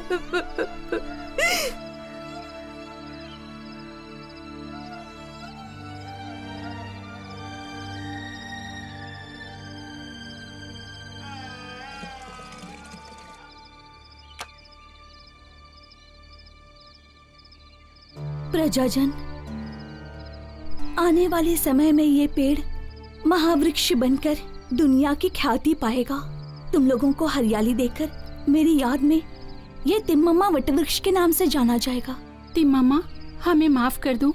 तुम्हें तकलीफ देने के बाद हमने भी बहुत भोगा है। हमारी विनती है कि किले में वापस आ जाओ। आप हमारे किले में आकर हमारी सेवा पाकर हमारा उद्धार कीजिए। नहीं वेग्यमन अम्मा, मुझे आप पर कोई गुस्सा नहीं है। ये सब तो उसकी लीला है। हमारा काम हमें करने दीजिए। बहन, आपकी महिमा मैं कैसे बताऊं? सूखे हुए पौधे को भी आप हरा कर देती हैं। तीर से घायल हुए पक्षी का घाव ठीक करके उसे उड़ा देती हैं। धूप में तपते इमली के पेड़ को, जो हम सबको छाया प्रदान करता है, उसे अपने श्राप से एक पल में आप जलाकर राख कर देती हैं। ऐसी शक्तियां हैं आप में। बहन, आपकी महिमाओं को मैं पहचान नहीं पाया, मुझे क्षमा कीजिए। नायडू जी, आप हमारे भाई जैसे हैं, हमें क्षमा कीजिए। आपका राज्य सुख और शांति से रहेगा। अब हमें आज्ञा दीजिए। बहन, आप तो सब कुछ जानती हैं। विजयनगर के राजा सती सहगमन के विरुद्ध हैं। उन्हें यदि ये पता चलेगा तो मुझे राज्य से निकाल देंगे। माँ जी, सबको दान दे रहे हैं आप। मैं आपका कपड़ा धोने वाला, मुझे कोई दान नहीं देगा। नायडू भैया जी, हाँ? आपकी सर की पगड़ी मुझे दे दीजिए।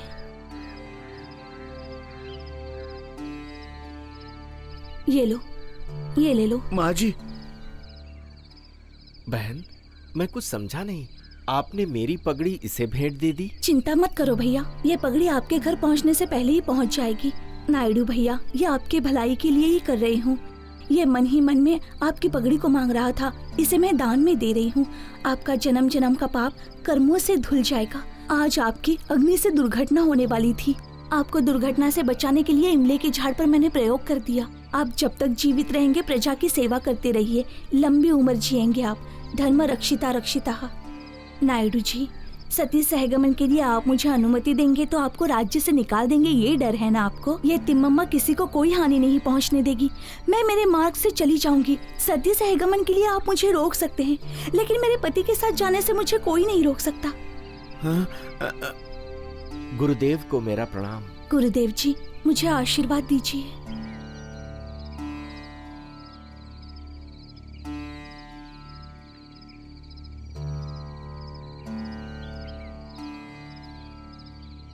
बहन जी उठिए, मुनि जी चले गए हैं। मुहूर्त निकला जा रहा है। माँ जी, तिम्मम्मा, अरे माँ, माँ जी गिर गई। माँ जी गिर गई। तिम्मम्मा को क्या हो गया? क्या हो गया? उठो तिम्मम्मा, ये क्या हो गया? ये कैसे हो गया? ये कैसे गिर गई?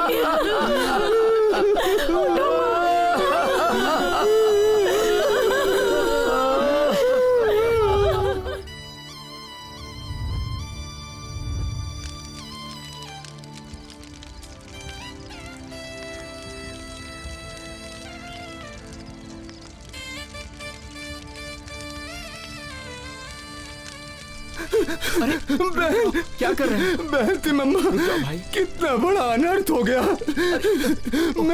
मैं सही समय पर नहीं आ पाया। आखिरी बार तुझसे बात भी नहीं कर पाया।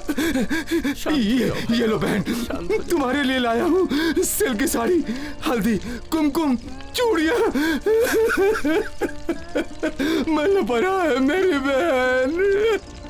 भैया नारायण, मैं जब तक आपके साथ थी आपने मुझे बहुत ही प्यार दिया। आप जैसा भाई हर एक बहन को मिले, ऐसे ही मेरी इच्छा है। आपने मेरे लिए जो चीजें लाई वो अग्निकुंड में डाल दी आपने। ये सभी चीजें बुक्कापट्टनम में अपने घर पहुंच जाएंगी। आपके जाते ही भाभी में आपको बदलाव नजर आएगा और उस बदलाव में आपको अपनी बहन नजर आएगी। भैया, आप सबका भला हो। बहन।